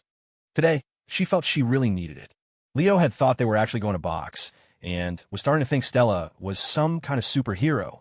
Instead, he found himself getting a full massage service right alongside her. Good Lord, who had it better than him? After a long night of labor, he was getting a professional massage. It was so thoughtful. Though the pleasure had outweighed the fatigue, and he was young enough to pull an all-nighter without dying, it would just shave a year off his life. Maybe the feeling of someone professionally working out the kinks in his muscles was heavenly. Leo felt certain he was living a better life than 90% of male college students. One other guy had a girlfriend so considerate she'd book him the professional massage the next day. Afterward, he felt completely refreshed. He could probably pull another all-nighter. And he was hungry again. The braised duck here is amazing, Stella said. It's a sweet and savory recipe from a famous old chef in Bridgeport. You should try it. So after the massage, Leo ate some delicious braised duck. It felt fitting, in a way. After their meal, they cuddled for a bit before finally heading back to campus. Stella's excuse to her mother had been that she was seeing a friend off for an internship. That excuse would only work 3 more times, tops. They took a private car back. The way people sit together after being intimate is different from before. Leo, for example, felt completely revived, his mind racing. The car is bouncing, stopping and starting in traffic. I should pull Stella onto my lap. It would be great if we could drive on a mountain road. Of course, that was just his imagination. In reality, though the traffic was bad, the road was smooth. And with a driver, he couldn't do anything improper. At most, he could put his arm around her, letting his hand rest on her waist. It might drift a little lower, but he wouldn't be groping her, not in someone else's car. He wasn't a creep, but his body just yearned to be closer to hers. When they had first started dating, they'd sit next to each other, and just touching hands would make their hearts race. Now, he had his arm wrapped around her. It was a step beyond blushing and heart-pounding. His mind was still full of dirty thoughts. Stella felt the hand on her waist. Even though it was just resting there, her whole body felt hot. The car swayed, and her lower back still felt a little sore. Usually, one massage after boxing was enough, but today it didn't seem to have the same effect. Maybe it was because in boxing, you could kick your opponent's torso, waist, and legs, but you couldn't attack sensitive areas like the head, neck, or back. Last night, her legs had been on either side of his head, on his shoulders, more than once. Back on campus, for the first time, the drive felt too short. Leo had thought he was self-disciplined, but Stella was on another level. How could someone so rich be so disciplined? It was incredible. He walked her back to her dorm, then headed to his own. Jordan and Sean were there. Alex was out. Jordan saw Leo's complete change of clothes, looking like he'd taken several showers, and smirked. Sean gave him a thumbs up. The last time, when nothing had happened, Leo had been open about it. This time, when something clearly had, he was silent. From this day forward, it was bros before. No, wait, the other way around. Leo was pretending to be busy when Alex suddenly called. He picked up. Did you submit your application for the Bridgewater Fellowship? Alex asked. No, I wouldn't get in anyway. Why would I bother? Write one up right now and give it to me. With your national award, you qualify for expedited consideration. I already put your name in. You can get in with this cohort. Okay, thanks, Alex. You're the best, man. Seriously. Leo sat in his dorm, writing his application. He hadn't studied in his room in a long time. He tried freshman year, but the efficiency was terrible. Before he knew it, he'd be lying on his bed with his phone in his hands. He wouldn't get any studying done, and he'd feel guilty about slacking off.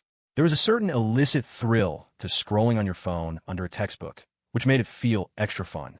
If you're just given unlimited time to play on your phone, you'd probably get bored. College students were good at this kind of writing. First, you find a template online. Then, you follow the template, but you can't just copy and paste. Anyone who's written a term paper knows about plagiarism checkers. You still have to write it yourself, or at least put your own spin on it. If you were a student from place like D.C., you'd probably write something impassioned and eloquent, because this was your ticket to the big leagues. Leo decided not to be clever about it. The online templates might have prettier sentences, but something like this needed to be written from the heart. It might be less polished, but at least it would be sincere. You either had to be as flawlessly smooth as Alex, except when dealing with sophomore girls, or you had to be yourself. Be complimentary, be aspirational, be positive. Leo wrote earnestly about his personal growth over the past few months, starting from when he began his morning runs. His whole life had changed. He used to be lazy, always putting things off, but he realized that when you're young, you can do so much. You shouldn't be afraid. The problems we imagine are rarely as bad as we think. Out of 100 worries, maybe one will come true. You just have to do it, try it. Youth is the best capital you have. If you focus on doing every small thing in front of you well, you'll find that your life has sorted itself out without you even realizing it. It was the same with this application. These kind of opportunities were hard to get in college, but at least they were possible. In the real world, the difficulty would be 10 times greater. Getting in while he was still in school would be a huge advantage. He wrote about his epiphanies, followed the template for the format, and then carefully copied it onto a clean sheet of paper. He hadn't done much handwriting lately, and his penmanship looked a little rusty. When he finished, he stood up and stretched his back. It was so sore. He'd heard that kids don't get backaches. Well, he wasn't a kid anymore. He was sore and tired. The massage had helped, but the fatigue was still there. It had taken him a whole hour to write the application. Time had flown by. Just then, the system's voice sounded in his head. Host has completed the application with sincerity and detailed self-reflection, summarizing the past and looking toward the future. This is a highly positive action. Reward: basic penmanship skill level 2, upgradable. Please continue your efforts. Leo: well, that's a pretty useful skill. Too bad I type more than I write these days. He wrote a few more sentences, and his handwriting did look better, smoother, with more structure. Not that the committee would probably look at it that closely. Still, he copied the whole thing over again, just for the practice and the potential to level up the skill. By the time he was done, it was dark. The sun set at 5 these days. Alex usually came back to the dorm around this time to freshen up before his next engagement. Leo was able to hand him the application right then. Alex scanned it and gave him a thumbs up. Great stuff. Very high-minded. He tucked the application into a folder. With all the roommates present, Sean suddenly spoke up. You guys free tonight? My treat for dinner. Sure, Alex said with a smile. If Sean's buying, I'm definitely free. Leo had planned to see Stella. You know how it is after that. You want to be stuck to each other every second. But if Sean was treating, of course he'd go. He might talk a big game about prioritizing his girlfriend, but one call from Alex, and he'd already caved on the fellowship application. If you're buying, can I bring a +1? Leo grinned. Sean was pleased. Bringing a +1 meant it was serious. It meant Leo and Stella were official. Jordan stood up, stretching his soft, round back. It has to be Sean's treat. I just landed a lipstick ad for my Instagram. I'm having Sean shoot it, and we're splitting it 50-50. Sean's on a hot streak right now. He needs to spread the wealth to keep the good luck flowing. He had gotten the offer through his Instagram. It might look like Jordan just sat around playing video games all day, but that was because he lacked ambition, mainly because his family gave him too much money. If he had even a little drive, his social media could easily provide a steady income. For guys like him, heirs to family businesses, you could kill yourself working only to find you'd made less than your allowance. There was no motivation to earn big money, and he looked down on small money. He wasn't stylish, but because he had so much free time and a wide range of hobbies, his content was more substantive than that of many influencers. He was a real second-generation rich kid, not someone faking a persona. He had a real life. It was just that his nerdy, gamer persona made everyone forget his prestigious background, and his roommates had domesticated him with simple fare like tomato and egg over rice. As a freshman, Jordan had been a bit flashy. For years of dorm food had made him humble. It was the end of the year, and makeup brands are going crazy with their ad spending. This lipstick company had been chasing him with money, so he'd reluctantly accepted. His only condition was that they didn't ask for endless revisions. You get what I give you, or you pay me $8,000 for 3 rounds of edits. Better yet, do it yourself. Jordan was having Sean shoot the video, and he was giving him a 50% cut. This was different from Sean working on the group's account. Here, he was doing Jordan a favor. Jordan might not care about social niceties, but he was naturally good at this stuff, and he knew how to phrase things well. Leo messaged Stella to tell her about Sean's dinner invitation. She replied that her other roommate, Tessa, was actually leaving for her internship, and they were planning a farewell dinner for her that night. So, she wouldn't be able to make it. Stella had just been making an excuse for her mother, but it turned out Tessa, perhaps influenced by Jessica's tarot reading, had decided against moving to Harbin for a job and was going to work at her relative's company instead. So Tessa really was leaving. Leo thought for a moment, then typed, "Want to combine them?" He still wanted to see her. He turned to Sean. "Hey, Stella said her roommate is leaving for an internship, and they were going to have dinner. Is it cool if they all come with us?" Sean was a generous guy by nature. It was only poverty that had made him seem stingy. Back home, when people helped each other out, they gave it their all. He'd been the same way with Megan. Now that he had some cash flow, he stood a little taller. "Yeah, of course. Tell them to come. We've all eaten together before, so we basically know each other," Sean said magnanimously. Hearing that Stella's roommates were coming, Jordan's portly frame moved with surprising agility. He opened the door, stuck his head out, then quickly pulled it back in. Too cold. He'd been planning to shower and change, what with the goddess Jessica Monroe attending. Now he just changed. No shower. Alex wasn't fazed. He was always impeccably dressed. Leo got ready to change, too.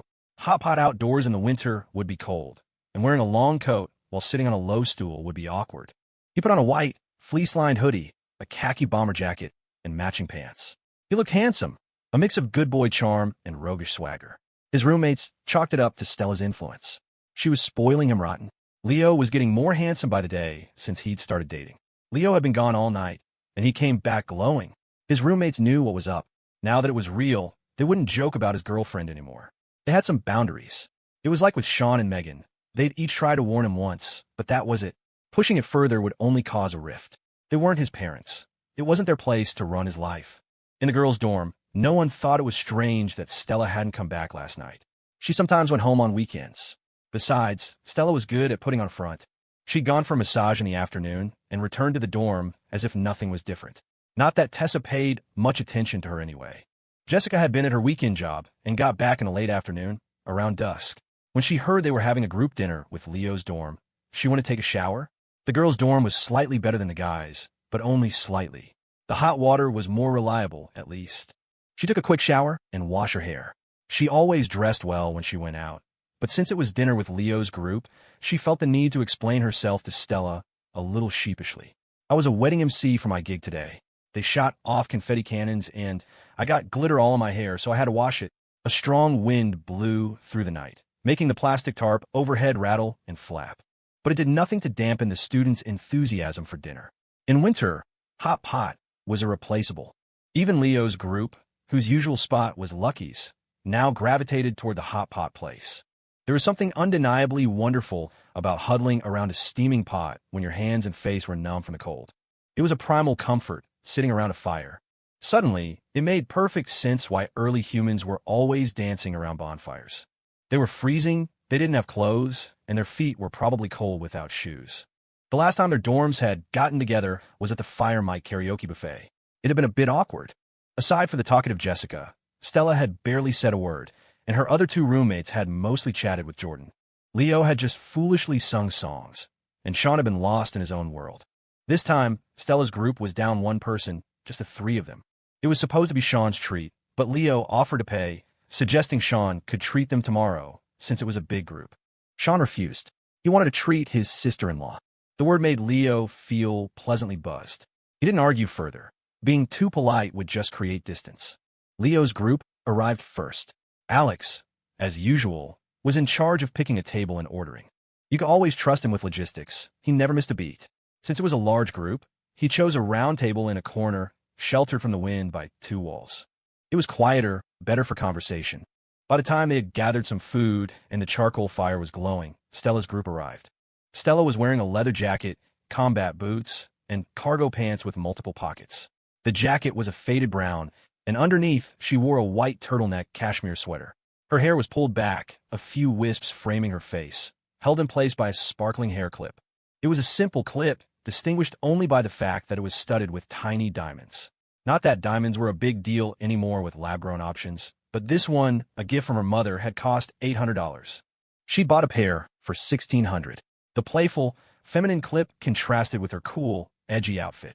She was tall and looked incredibly sharp. Tessa wore a soft, white fleece jacket, a white wool hat, jeans, and boots. She looked great, too. It seemed like all the girls had a fashion awakening senior year. Even those who used to be plain now looked more put together. Jessica wore a black-on-black ensemble, black jeans, a tight black sweater, and a huge, colorful poncho thrown over it, her long hair cascading down her back. Jessica knew how to dress. She could make a $10 outfit look like it was worth $200.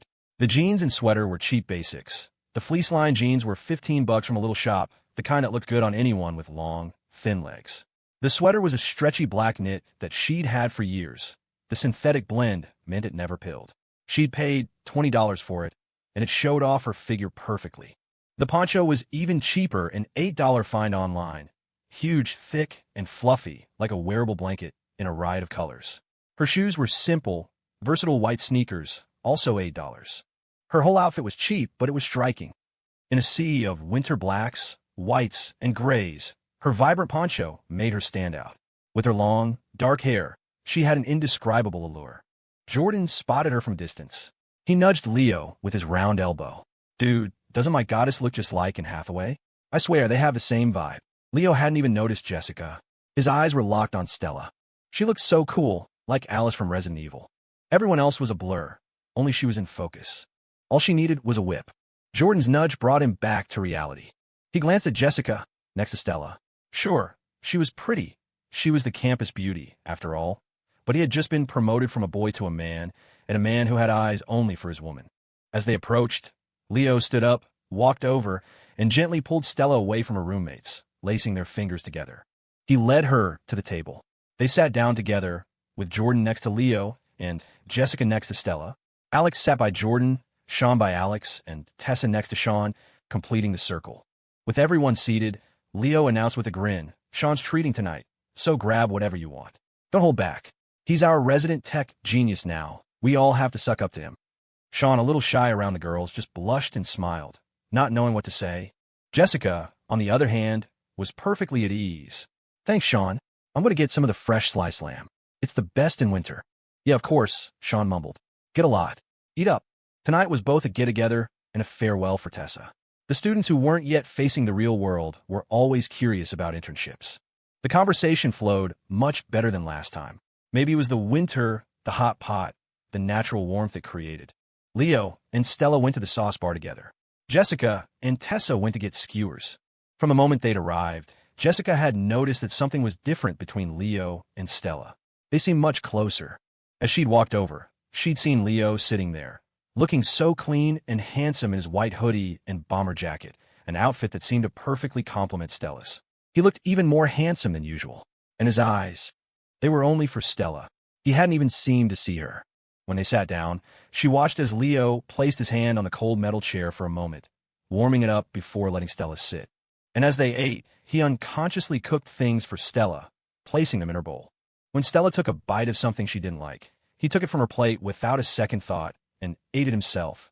He did all this, cooking for her, serving her, and even eating her leftovers, while somehow still having one hand free to rest on her waist. Because Jessica was sitting next to Stella, she could see the hand. It was long and beautiful, resting on Stella's waist. Stella's leather jacket was thick, so he couldn't actually be feeling anything, but his hand stayed there, forming a protective circle. The small hot pot tables were cramped. They were meant for 2 or 3 people, but 7 of them were squeezed around it. His hand was so close that the back of it brushed against her poncho. When Jessica reached for something, her arm would touch his. She barely tasted her food. Meanwhile, Leo ate with gusto, like a peacock displaying its feathers. The hot pot was warming. Stella's roommate, Tessa, had decided to take the internship at her relative's company, which had caused a huge fight with her long-distance boyfriend. This time it was serious. The last time he blocked her, he'd unblocked her. This time, they had deleted each other. He felt she'd gone back on her word. They had planned for her to move to his city after graduation. He'd already started looking at apartments for them. Now she wasn't coming. What was the point of all his preparations? The guy was from the Midwest, straightforward and loud. Tessa thought he was yelling at her and felt hurt. They broke up. It was probably a cultural difference. That was just how he talked. But to a Southern girl, it sounded like shouting. If they had been face-to-face, she could have pouted and he would have come running to comfort her. But over the phone, the misunderstanding deepened. This was Tessa's farewell dinner, but it was also the dinner where she finally, definitively, decided to be single. Happy breakup to me. They ordered some beer.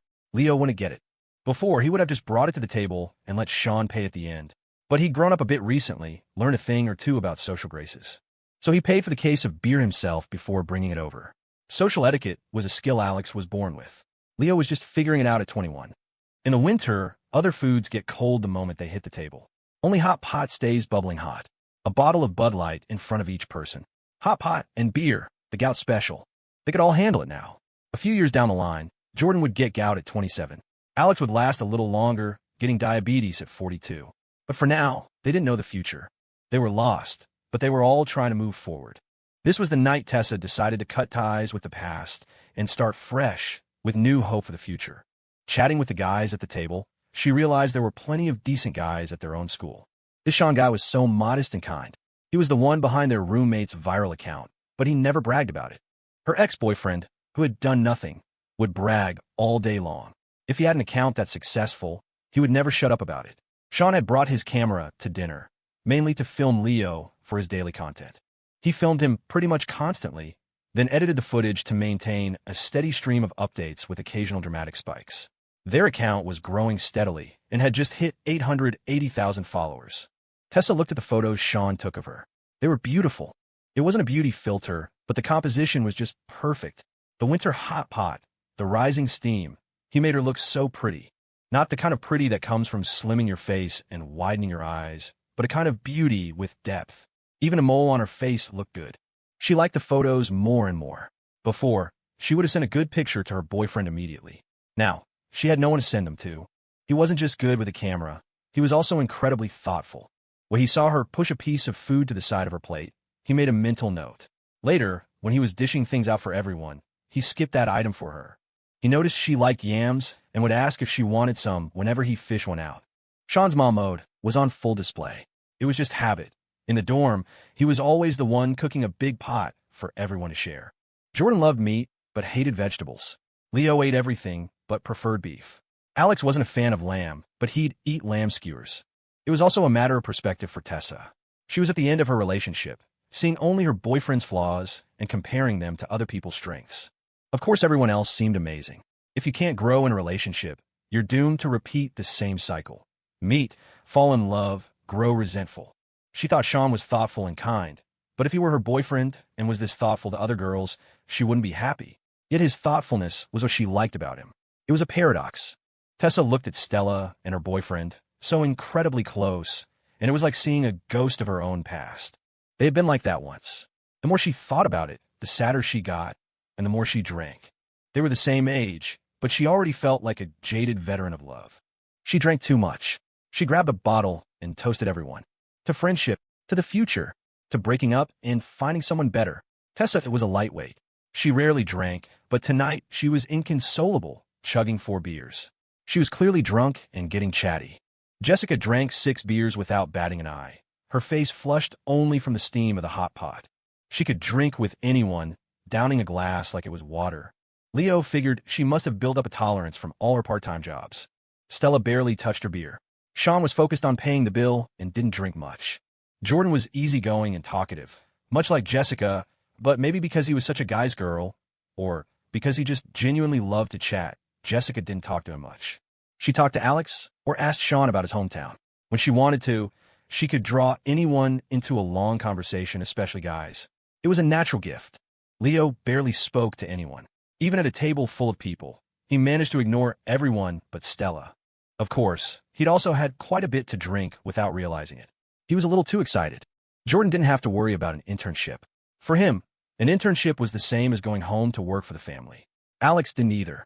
His future was already mapped out. His dad had told him to just enjoy his last year of college, to stay grounded and spend time with his roommates.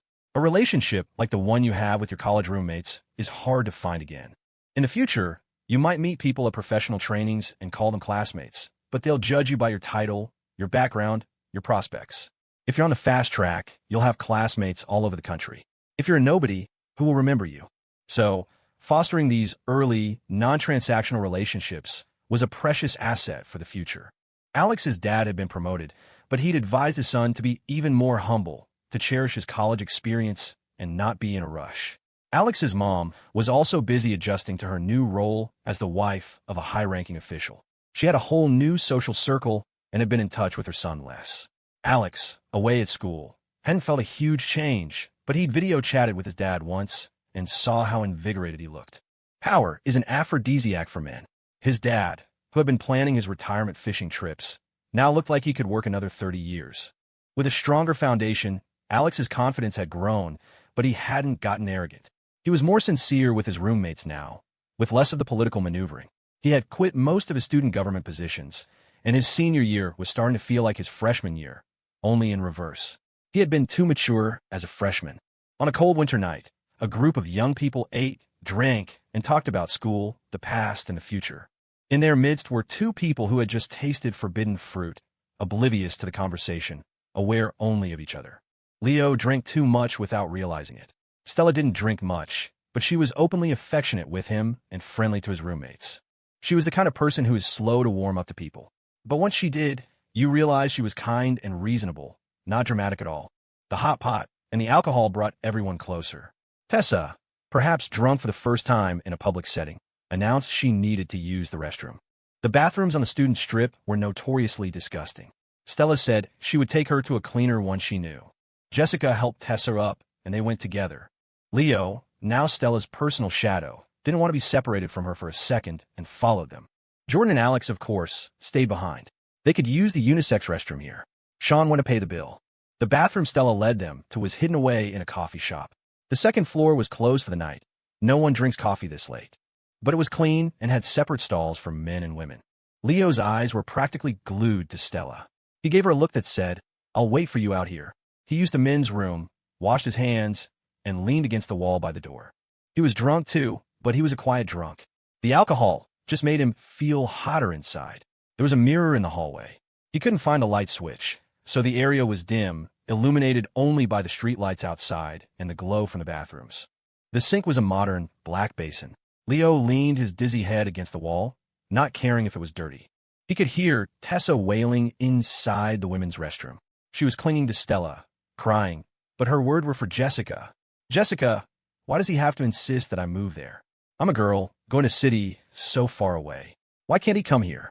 I told him we don't need to buy a house. My family doesn't even ask for a dowry. Why won't he come?" Jessica saw that Tessa was a mess. She motioned to Stella to get a wet paper towel to wipe her face. Stella nodded. Tessa was still clinging to Stella, sobbing. "Jessica, do you think guys just stop caring about you after they've slept with you?" Leo, standing outside the door. "Bullshit. No way. After you've slept with them, you just want to do it again." Just then, the door pushed open. The drunk Leo thought, "Tessa is crying on Jessica, so the person coming out must be my girlfriend, Stella. It's a dark coffee shop. Your roommate can cry a little longer." He didn't hesitate. He pulled the figure into his arms. In the dim hallway outside the bathroom, he kissed her deeply, desperately. They had been apart for almost a whole day. How could he possibly wait? His tongue pried her lips open, and his hands weren't idle either, slipping past her defenses to a familiar place. They always say a girl develops more after she becomes a woman. He thought, it feels even bigger.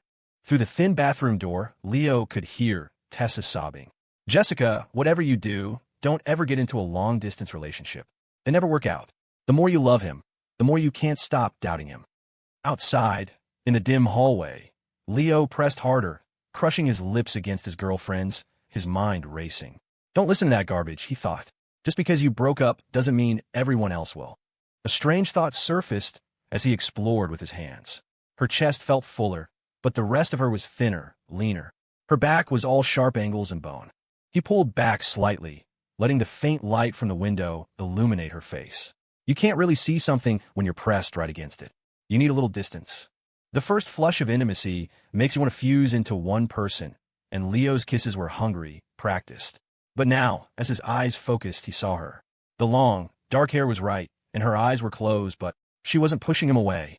In fact, as his mouth covered hers, she'd parted her lips, responding. Leo shoved her back. The shock was so total he nearly lost it right there. A cold sweat prickled his back. The sudden bang made Stella call out from inside the bathroom. What was that? Jessica's voice was steady. Nothing. It's dark, I just bumped into something. Leo was strong. He had been the one to pull her in, to pin her against the wall and kiss her.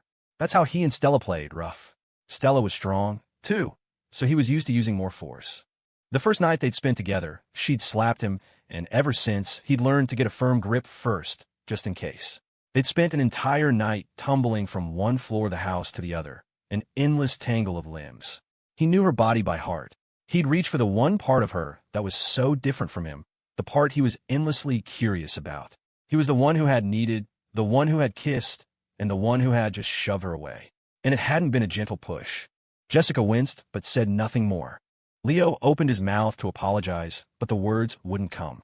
He watched her turn to the small utility sink in the hall, wet a few paper towels, and quietly go back in the bathroom. Inside, Tessa was still crying, clinging to Stella, but calling out Jessica's name. Stella wasn't the type for close physical comfort, not even with her roommates. That was Jessica's role. So, in her grief, Tessa clung to the taller girl and sobbed, "Jessica! Jessica!"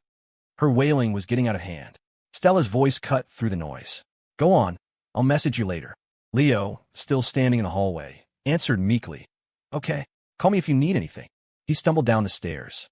Alex, Jordan, and Sean were waiting on a bench outside the boba tea shop across from the cafe. Leo's mind replayed the scene. Stella and Tessa were inside. His roommates were over here. They shouldn't have been able to see anything on the second floor. It was dark up there. But when he crossed the street and looked back, his heart leaped into his throat. From this angle, you could see the table by the upstairs window perfectly. He squinted. Thank God. The hallway, just beyond it, was invisible. In that moment, Leo's integrity score flashed in his mind, plummeting. When you do something wrong, your first instinct isn't to confess. It's to cover it up. Upstairs, Tessa was probably drunk, or maybe just using the alcohol as an excuse to vent. Online relationships were like that. You couldn't even have a satisfying fight. One wrong word, and they hang up, block you, delete you. You couldn't even find them to yell at them. Jessica re-entered the bathroom and gently wiped Tessa's face with the damn paper towels. Tessa threw her arms around her again, this time holding the right person. "Jessica, don't you ever fall in love. Men are all trash." Jessica's embrace was soft, nothing like Leo's bruising grip. She was drunk, too, but she wouldn't let herself lose control. She had no right to cry, no right to love. She just held Tessa, patting her back gently. Just like a moment ago, she hadn't had the courage to embrace him back, nor the courage to push him away. She knew who he'd meant to kiss, and for a split second, she had answered him. Then he'd shoved her away, like she was something filthy. Jessica hugged Tessa tighter, pressing her chest against her friend's. She tried to ignore the strange tingling on her left breast. For all her flirty, sassy act, she'd never been this intimate with anyone. Her bra was cheap, old, the clasp a little loose. It was pure cotton, at least. In winter, under a thick sweater, it didn't matter. Her figure was good enough that she could wear a simple sports bra and still look fine. Besides, she didn't like drawing attention to her size. It was so old, so loose, that his hand had slipped inside effortlessly. He had touched her with a practiced skill, and her gasp had been swallowed by his kiss. A scene from her dreams, suddenly real. In her dreams, it was always dark. He would kiss her, touch her, and she couldn't see his face. It was just a dream, but a moment ago his cold hand had covered her, and her skin had felt like it was on fire. She held Tessa and whispered back, "I won't. I promise I won't ever fall in love, okay?" Stella watched the two of them clinging to each other and felt a flicker of something. Jessica seemed drunk, too. She sent Leo a text. "You guys go ahead. We'll get back on our own." Leo's reply was instant, thick with guilt. "Okay, text me when you get to the dorm." He told his roommates they were heading back. Alex and the guys shrugged it off. A couple of beers shouldn't get you that wasted. She was probably just in a bad mood. On the way back to the dorm, Leo was a million miles away. His roommates thought he was just pining for Stella, unable to be apart from her for a single second. He was missing her. On a cold night like this, all he wanted was to be holding her. But the person he had just held wasn't Stella. He'd been thinking with the wrong head, the alcohol dumbing him down. He should have known the second he touched her. Stella was athletic, toned, perfectly proportioned. The girl he'd held was so much lighter, almost fragile. He'd never realized Jessica, the tireless worker, was so slight. Her back was a thin sheet of bone, like you could break her, but her breasts were bigger. Leo felt a surge of revulsion for his right hand. He had touched her. She was shorter, too. He'd had to tilt his head down to kiss her, and she had no fight in her, just a pure, pliant acceptance. And after he'd shoved her away, her voice had been perfectly calm in the darkness. Nothing. It's dark, I just bumped into something. There was no flirtation in it, just a chilling calm. She turned to the sink, her back to him the whole time, never looking at him again. She didn't yell, didn't cling. She was like some nameless flower he'd once seen by a grimy sink, blooming silently in a damp, forgotten corner. Beer doesn't get you drunk. You get yourself drunk. After a good, long cry, Tessa's eyes were red and puffy, but she felt cleansed. It was embarrassing, but who cared? She was leaving for her internship soon anyway. Her crying had been a loud, messy spectacle, the kind that gets attention. Jessica's eyes were red, too. She had also cried, but silently, the tears simply overflowing when her resolve failed. Stella couldn't really empathize. She hadn't been drinking. The single beer placed in front of her was still mostly full when they left. She didn't have to entertain others. Others entertained her. She could hold her liquor. Her father, terrified she'd be taken advantage of at college, had once spent an entire break taking her bars. Not to drink, but to watch. He'd pointed out the young women, giddy and curious, drinking more than they should, letting themselves be led away by men they barely knew. Richard Vance's parenting style was brutal. He'd shown her the grim consequences of a girl letting her guard down. Once they saw a girl who was clearly too drunk trying to leave, but the guy she was with was much stronger. Stella, filled with a righteous fury, had stepped in and stopped it. She never got a thank you. The girl was probably relieved, but maybe also annoyed that the aloof, rich girl had ruined her shot at what the guy claimed was a budding romance with a supposed trust fund kid. Having seen the ugly side of things, Stella rarely drank in public unless she was completely in control. Alone with Leo, she would drink. Because she had seen so much, her interest skewed toward things that built strength. Boxing, cycling, sailing, even rock climbing. She collected survival skills. It was all Richard Vance's doing. If his daughter was as fragile and sentimental as his wife, a hopeless romantic, he wouldn't dare leave the family business to her. He'd donate most of it and leave her a small trust. Power without the strength to wield, it would only destroy her. He wasn't sexist. He'd have the same standards for his son. In his company, there were only job titles, not genders. But he knew that girls, because of societal constraints and physical differences, faced more challenges to their survival. She practiced drinking. She was good at it. It was probably genetic. Richard could drink, and she remembered her grandfather had been the same. So Tessa's drama was something Stella couldn't quite grasp. Either be with the guy or break up with him. This dithering was bizarre, but she respected that other people were different. What surprised her was that Jessica seemed a little drunk too. Jessica often came back to the dorm late, but Stella had never smelled alcohol on her. For all the rumors about her, for all the late nights, Jessica was the most low-maintenance roommate imaginable. She never bothered anyone. If she had been a real pain, Stella, despite her aversion to drama, would have switched rooms long ago. Don't associate with risky people. It only increases your own risk. After her outburst, Tessa sobered up. There was no boyfriend around to perform for her. Acting drunk now would just get her written up by security or the RA, and she didn't need that hassle. Stella texted Leo that they were back safely. It wasn't a big deal. They just had Korean barbecue on campus. Leo was already in their room. The electric heater was on, and with 4 guys in a small space, it was slowly warming up. Seeing Leo's haunted expression, Sean said, "Dude, if you miss her that much, just go see her. The gates are open a little later on weekends." Leo, still in his coat, turned and walked right back out the door. Jordan shook his head. "I hate seeing people in love. That whole lost and lonely puppy thing is terrifying. I'll stick to admiring celebrities from a distance. Thanks." Alex watched him go, a nostalgic smile on his face. He'd been just like that once. Youth was a beautiful, foolish thing. But Stella, aside from being insanely rich and planning to study abroad, was a genuinely good person. Sometimes, though, when someone is that perfect, it's like an object that's too expensive. The flaw isn't with the object, it's with you. Leo walked out of the dorm and broke into a jog, the cold night air biting at his lungs. He wasn't thinking, just moving, until he found himself at the bridge leading to the women's residential area. He stopped and stared down at the dark, heavy water flowing beneath. He had no idea what he would even say to Stella if he saw her. He admired her so much. Next to her, he felt childish, easily led astray by his own desires. When they were together, she was just as passionate as he was, but she always knew when to pull back, always remained in control.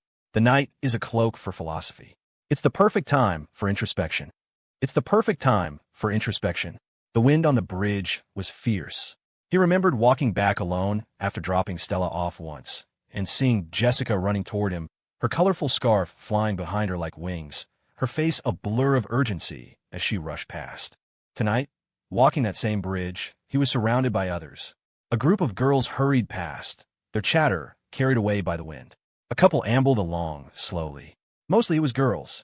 He was just one person caught in the current, the wind roaring in his ears. His feet moved forward, but his heart kept stopping and starting.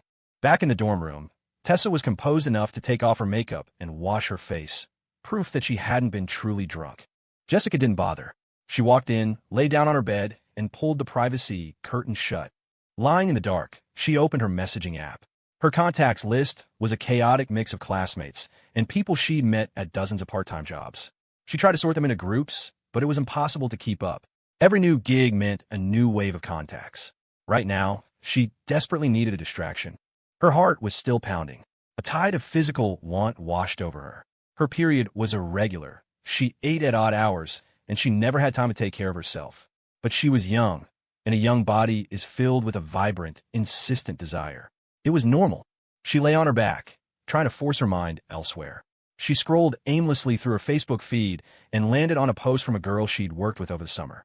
She remembered her, pretty, petite, with a cute snaggletooth and short hair. She'd been so bubbly and innocent. They had bonded over the miserable summer job, working until 4 in the morning, crashing on rickety bunk beds in a basement storage room, huddling together for warmth and encouragement. Jessica had told her, "Don't give up. If you work hard, life isn't as bad as it seems." The girl had replied, "You're right. We'll get rich and make everyone who ever looked down on us regret it." Jessica hadn't kept up with her, but she'd seen her posts pop up occasionally. They'd gotten stranger, the makeup heavier. Tonight's selfie was a masterpiece of illusion. The girl's face was completely transformed by contouring and heavy eye makeup, her nose a different shape, her eyes huge. Only a glimmer of the girl she remembered remained. She was wearing a strapless dress under a faux fur coat, her expression a practiced, drunken pout. The caption read, "Wanted so much love, but all I got was dicked around." Reading it, Jessica felt her heart plummet into a bottomless abyss. That summer, they had been kindred spirits. She was also from a single-parent home, living with her mom. They had propped each other up. And now, that girl had given up. She'd taken the path that looked easiest, but was actually the hardest, a path that would lead to a lifetime of regret for choices made in youthful desperation. This was Jessica's greatest fear. She was terrified of falling, of becoming the woman her father had described her mother as, a cheap whore anyone could have. The man had used those words to describe his own wife, the mother of his child. She would rather work another shift, another job, than accept money from a man, even if he called it love. Normally, she minded her own business, but now, her fingers trembled as she typed out a message to the girl. "Don't do this." She wasn't just warning the girl. She was warning herself. Don't do this. She didn't blame Leo. A secret, shameful part of her was thrilled. She had fantasized about it, her soul acting out the scene 1,000 times. She'd imagined walking out, spilling water on him by accident, kissing him by accident. She'd imagined taking the lead, her lips on his body frozen in shock. She'd even looked up how to kiss a guy forcefully, how to bite his lip, how to tangle her tongue with his. She was no victim. Her soul had rehearsed this countless times. His actions only made her seem innocent. But there was no innocence. She had met his kiss, tilting her head up, parting her lips instinctively. It was 1,000 rehearsals made real. She was so cheap. She wanted to be loved, too, but she didn't deserve it. Outside her curtain, Stella's cool voice asked, "Jessica, are you okay?" Tears streamed down her face, but her voice was miraculously calm. "I'm fine, just tired." Stella hated people touching her things. The first day of school, Jessica had walked into the room, seen a small figurine on Stella's desk, and curiously picked it up. Stella's voice had been like ice. "Excuse me. Please don't touch my things." Jessica sent a text to Leo. "Please don't tell her about this. It was a misunderstanding. I won't say anything. Don't feel guilty. I'm easygoing. It doesn't bother me. She's not like that. She's a good girl.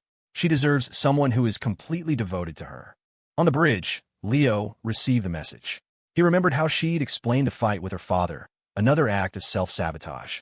She told him her dad had found out about her hookups, so they'd had a falling out. But the system always reported her as single with an available affinity score. The wind was brutal.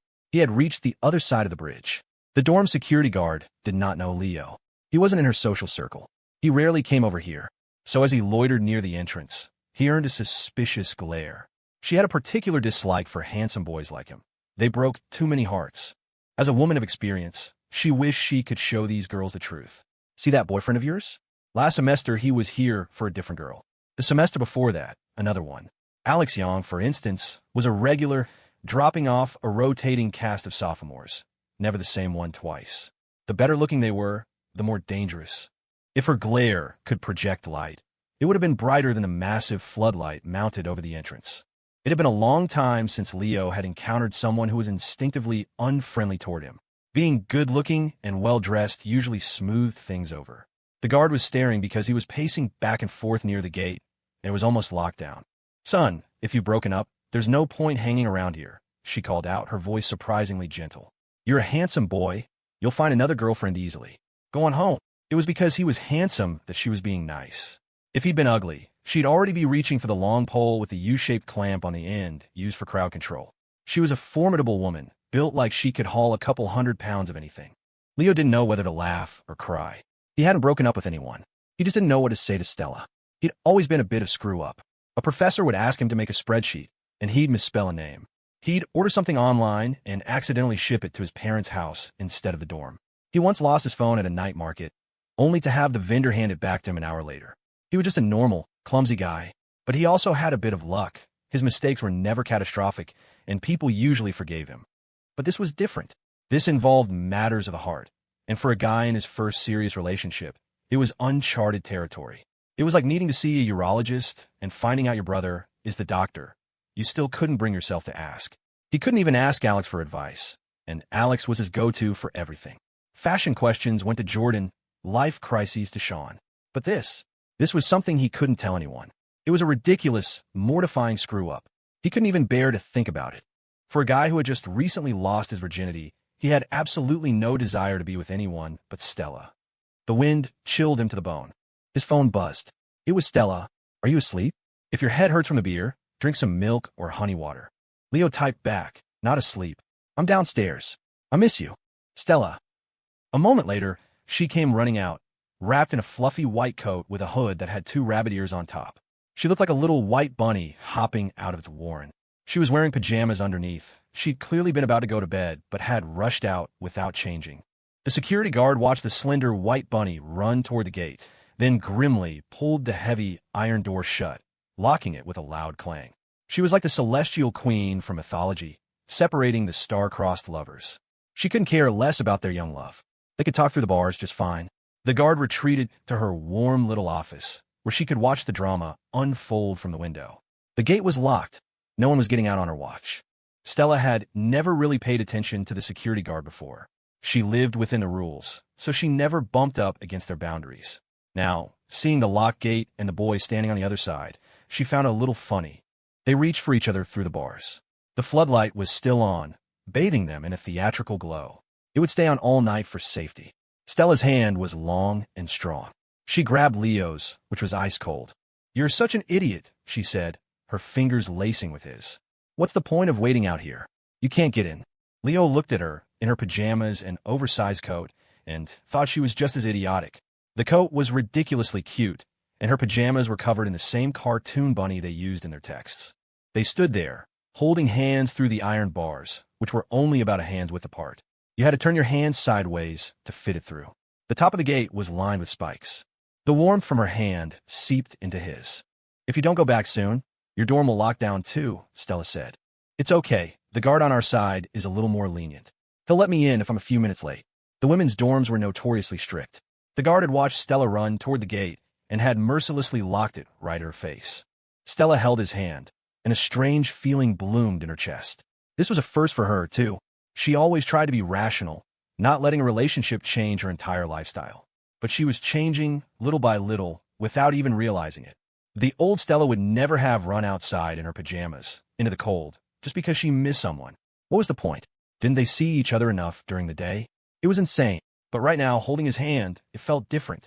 Her heart, a pearl she had formed through sheer stubbornness and self-discipline, hidden deep inside, felt like its outer shell was cracking open. A part of her was melting. The wind was cold, the floodlight was bright, and he was beautiful. Last night at this time, they had been together with no barriers, their bodies intertwined. Tonight, they were separated by a massive iron gate, bundled in thick coats against the cold, their only connection the hands they held. He brought the hand he was holding to his lips and kissed the back of it. From the guard's office, a loud, pointed cough echoed through the night. Stella tried to pull her hand back, but he held on tight. In that moment, he seemed incredibly needy, like a little puppy. "I'm sorry," Leo said, his voice low. "You're so amazing. I'm always worried I'm not good enough for you. It feels like a dream." "You're amazing too," she replied. "You're always improving. You're better today than you were yesterday. As long as you keep going, you'll have a brilliant future. You're better than you think you are." "I'm really not that great," Leo thought. He was lazy by nature. His abilities were average. His intelligence was average, sometimes frighteningly low. How could he have made such a stupid mistake? He decided to lie. If she didn't ask, he wouldn't tell. He was too afraid of losing her. In that instant, his integrity score dropped to 7. It was a moral judgment. But once he made the decision, a sense of relief washed over him. You're either a good person or a bad one. There's no middle ground. You have to pick a side. The floodlight blazed on. Stella told him to go back, but he wouldn't. So she pulled him by the hand toward a corner of the fence.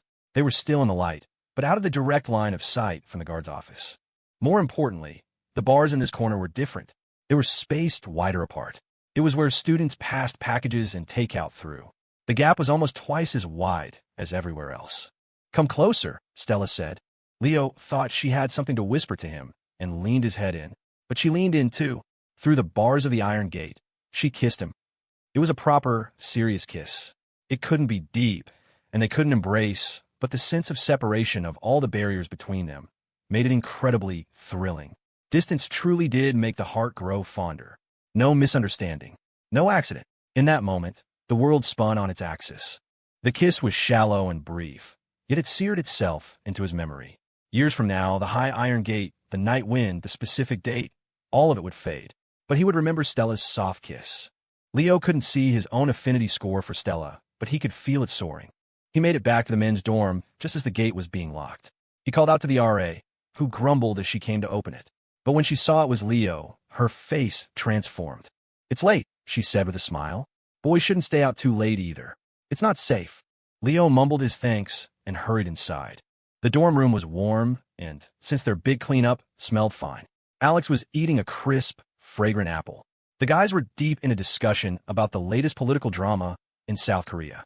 Leo quickly joined in. The camaraderie of the dorm was a balm, a place where they could joke about being each other's dads and forget their troubles. After washing up, he climbed into his creaky bed, which was barely built for one. He thought he'd be plagued by strange dreams, but he slept soundly, dreamlessly, until morning. His internal clock, set by familiar surroundings, woke him a minute past 6. He got up. The water from the tap was even colder in the morning, a shock that woke him completely.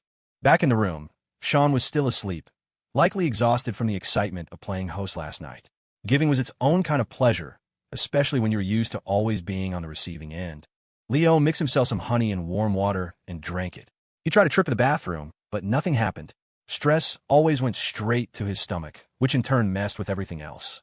Jordan was snoring softly, Alex was sleeping peacefully, and Sean was still. Leo dressed quietly and slipped out, deciding to join Professor Reed for her morning warm-up. He jogged toward her usual spot and saw her just arriving, placing her bag on a bench. He was a little earlier than usual. Seeing the old woman today brought a profound sense of comfort, the steadying presence of an elder in a time of confusion. Professor Reed was wise, experienced, and unflappably logical. With her, there were no messy, emotional problems, only puzzles to be solved. He fell into step beside her, warming up, rotating his ankles, stretching his legs and arms. Professor Reed had missed seeing the young man on his run yesterday. This morning, she noticed he seemed a little down.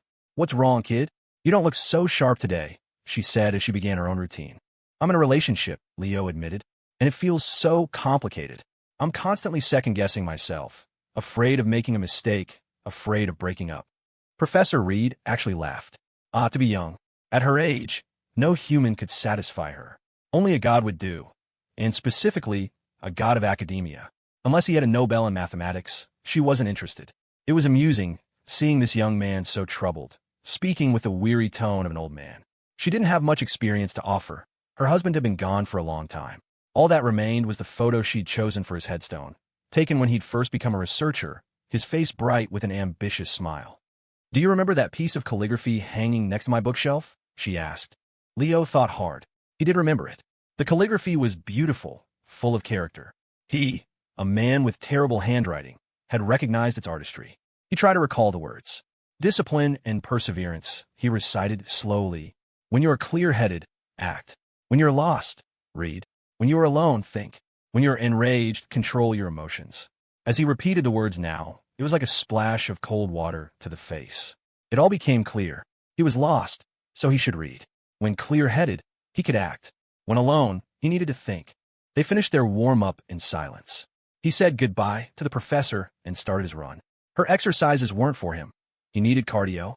As he ran, the feeling was exhilarating. The cold air that had made him shrink last night now felt invigorating. He reached the main track, steadied his breathing, and began to run, activating the time dilation buff. He pushed forward, running. His lungs opened, and so did his heart. In that moment, he finally understood how Stella could be so disciplined. When you've seen a bigger world, when you have higher ideals, love becomes a part of life, not the entirety of it. It was like investing in the stock market. If you put in your life savings of $50,000, every tiny fluctuation would send you on an emotional roller coaster. You'd be obsessed, unable to focus on anything else. But if you had millions and you invested the same $50,000, it was just a game. The ups and downs wouldn't affect you. You could observe it all with calm detachment. You're both doing the same thing, investing the same amount, but your perspectives are worlds apart. For one, it's everything. For the other, it's nothing. Leo cared too much because he had too little. Most of what he had, Stella had given him. She held the upper hand, both emotionally and materially. She was the one guiding their relationship every step of the way. She seemed distant and aloof, but she had always been the one to take the initiative. That's why his mistake had thrown him into such a panic, why he'd resorted to lying, betraying his own nature. He had always been in the weaker position. He could already hear the judgment. Pathetic people always have a hateful side. It was the kind of thing people say from their moral high ground. They see poverty as the original sin, and every desperate attempt to climb out of it as just another crime. They laugh at you because your greed isn't even ambitious enough. They see you trade your dignity for so little and sigh, summing up your entire existence with that one dismissive phrase. Leo ran harder. He'd been floating lately, like a dog in heat, with only one thing on his mind. He'd forgotten discipline, forgotten perseverance. He ran lap after lap. The words from Professor Reed's study etched themselves into his brain. One lap, when you are clear-headed, act. Another lap, when you are lost, read. Another lap, when you are alone, think. Another lap, when you are enraged, control your emotions. He ran until he was utterly exhausted. He didn't stop and sit, but slowed to a walk, his heart pounding against his ribs. The run had been joyful. He had enjoyed the feeling of flying, the wind scattering the gloom in his heart. The anxiety was gone. He knew what he had to do. His body was exhausted, but his mind was sharp, clear. He was awake. He sent a message to Jessica. "Your suggestion was wrong. I can't hide this. It's disrespectful to you and to Stella. I'm sorry." He walked to the student strip and ate breakfast. He stood quietly by the food truck, watching the owner drop rings of dough into hot oil, watching them puff up into golden brown donuts. He bought a few fresh ones, along with some hot soy milk and a sesame ball, and put them in an insulated bag.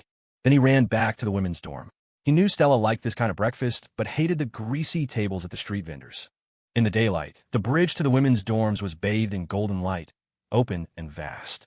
As he crossed it, the system's mechanical voice sounded in his mind. Host is engaged in mindful running, learning to empty the mind and think with focus. A new positive thinking method has been acquired. Reward. Intermediate item. Buff. The honest truth one day. As long as you are sincere in your remorse and acknowledge your mistake, there's a 98% probability of receiving forgiveness, criminal acts excluded. The system does not break the law. Leo almost laughed. The system was a bit late to the party. He was going to confess anyway. He was across the bridge before he texted Stella, telling her to come down. She was already up and dressed in a brown hooded coat that looked incredibly expensive, the material rich and soft.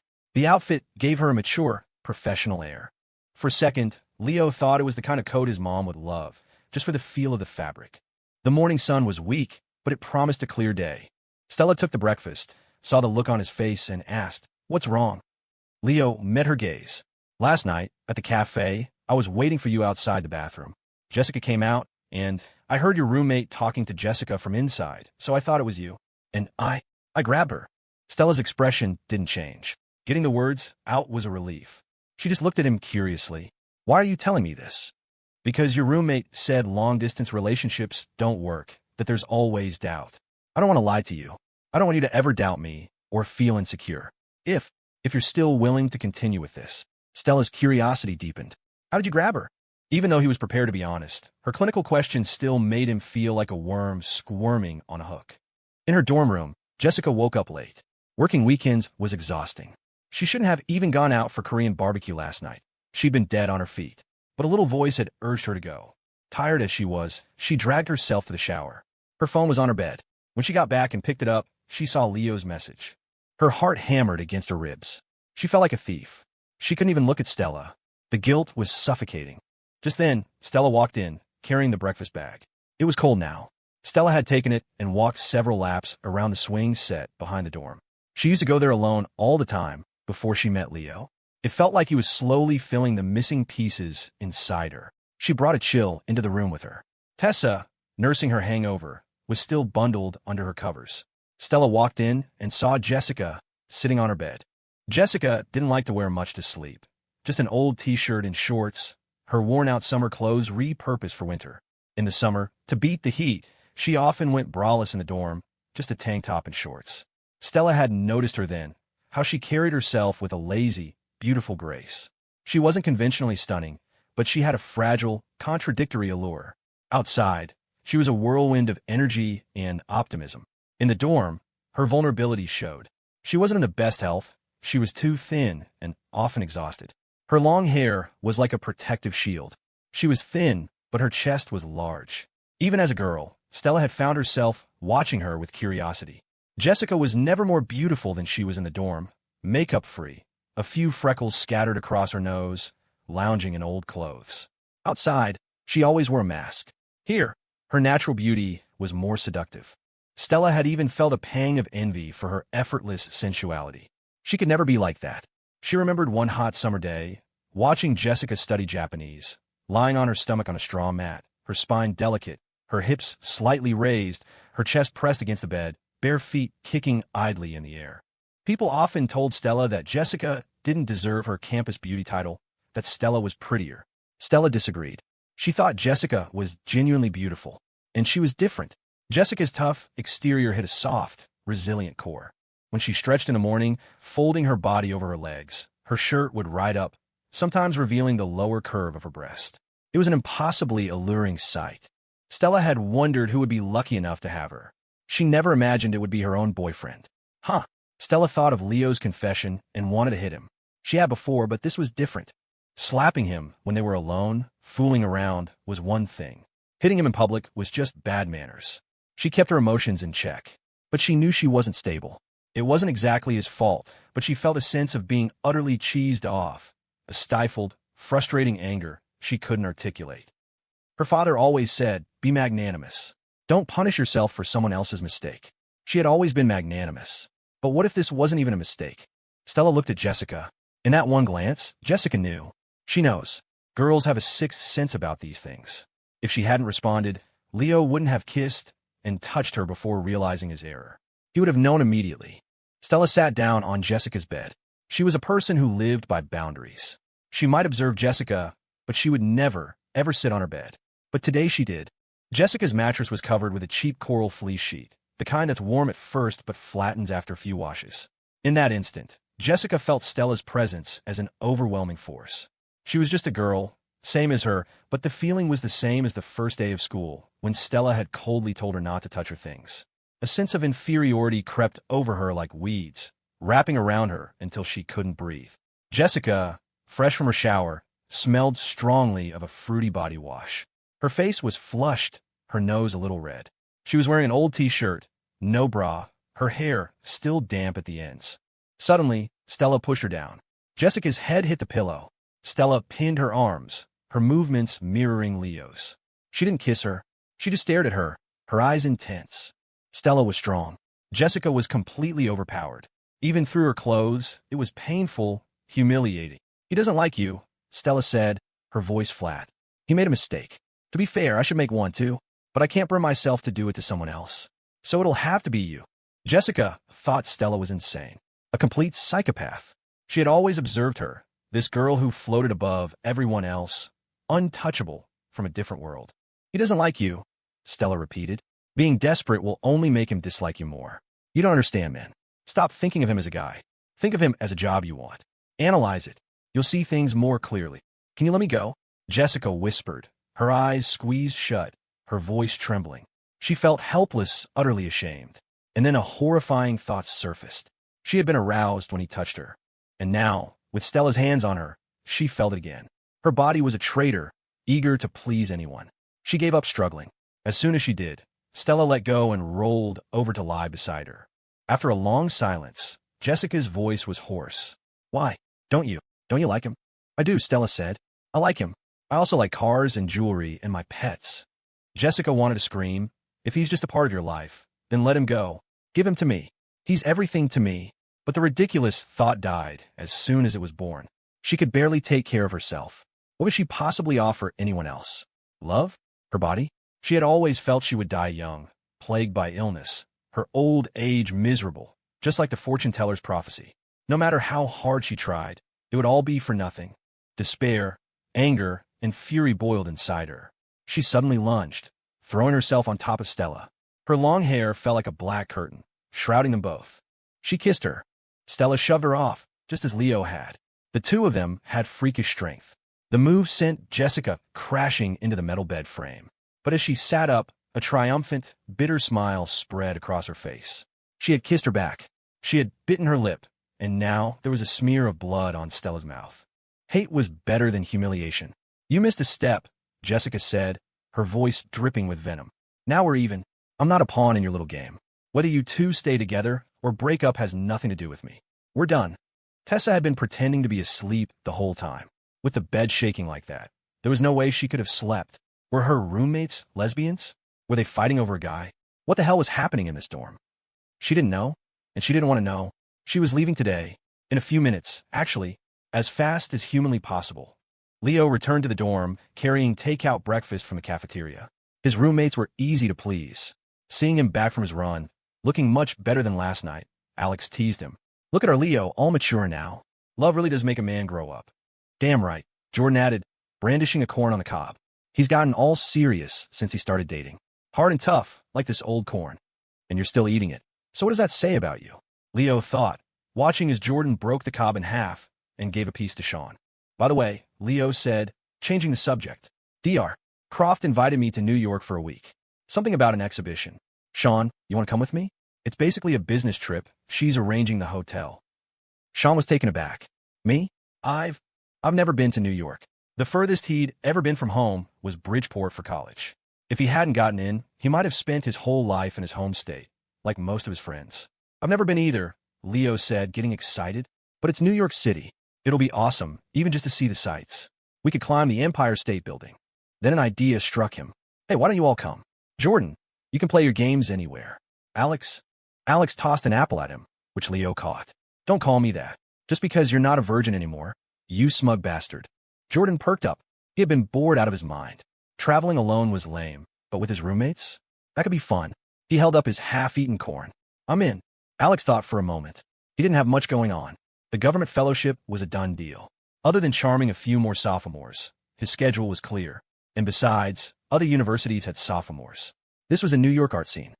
"A week sound good?" Alex said. "I think I have some relatives in the city. They could probably show us around." He remembered an uncle who was some minor official in New York. His aunt had invited him to visit several times. He'd gone once as a kid, but had avoided family trips as he got older. He vaguely recalled his aunt dressing him in a little red coat and taking a picture. He also had a cousin around his age who'd been studying abroad, but should be back by now. It would be a good chance to reconnect. With Alex on board, Leo messaged the contact Dr. Croft had given him. She was arranging his hotel, a room at the Ritz-Carlton where the exhibition was being held. He asked if there was a corporate rate to book a second room, which he'd pay for himself. It was a trick he'd learned from Stella. Corporate rates could sometimes be a massive discount. The contact replied that yes, there was a corporate rate. A room that normally went for $2,569 was available for $1,800, including breakfast. Leo and Sean would share the company-paid room. Jordan and Alex would split the other one, which came to $900 each. Both of them agreed without hesitation. Leo was once again reminded of how much wealthier his friends were, and how much they'd accommodated him and Sean in the past. "I'll tell her we'll buy our own plane tickets," Leo said. It seemed simpler than trying to coordinate everything through Dr. Croft's assistant. "I'll book the flights," Alex offered. He'd handled their train tickets before and was good at finding the best deals. And just like that, it was settled. The sudden plan to travel together electrified the room. Even Jordan started seriously considering what clothes to pack. Alex got to work booking tickets. Leo asked him to book a business class seat for Professor Reed as well. She was also heading back to New York for a bit. They were young. They could handle economy. Sean didn't have much to pack, but he made sure his camera equipment and laptop were ready. New York meant new material for his channel. He was buzzing with a quiet excitement. The Big Apple, a place every American felt they had to see at least once. Seeing Leo in a better state of mind and a fresh set of clothes, Sean decided to film a study segment. Leo was heading to the library anyway.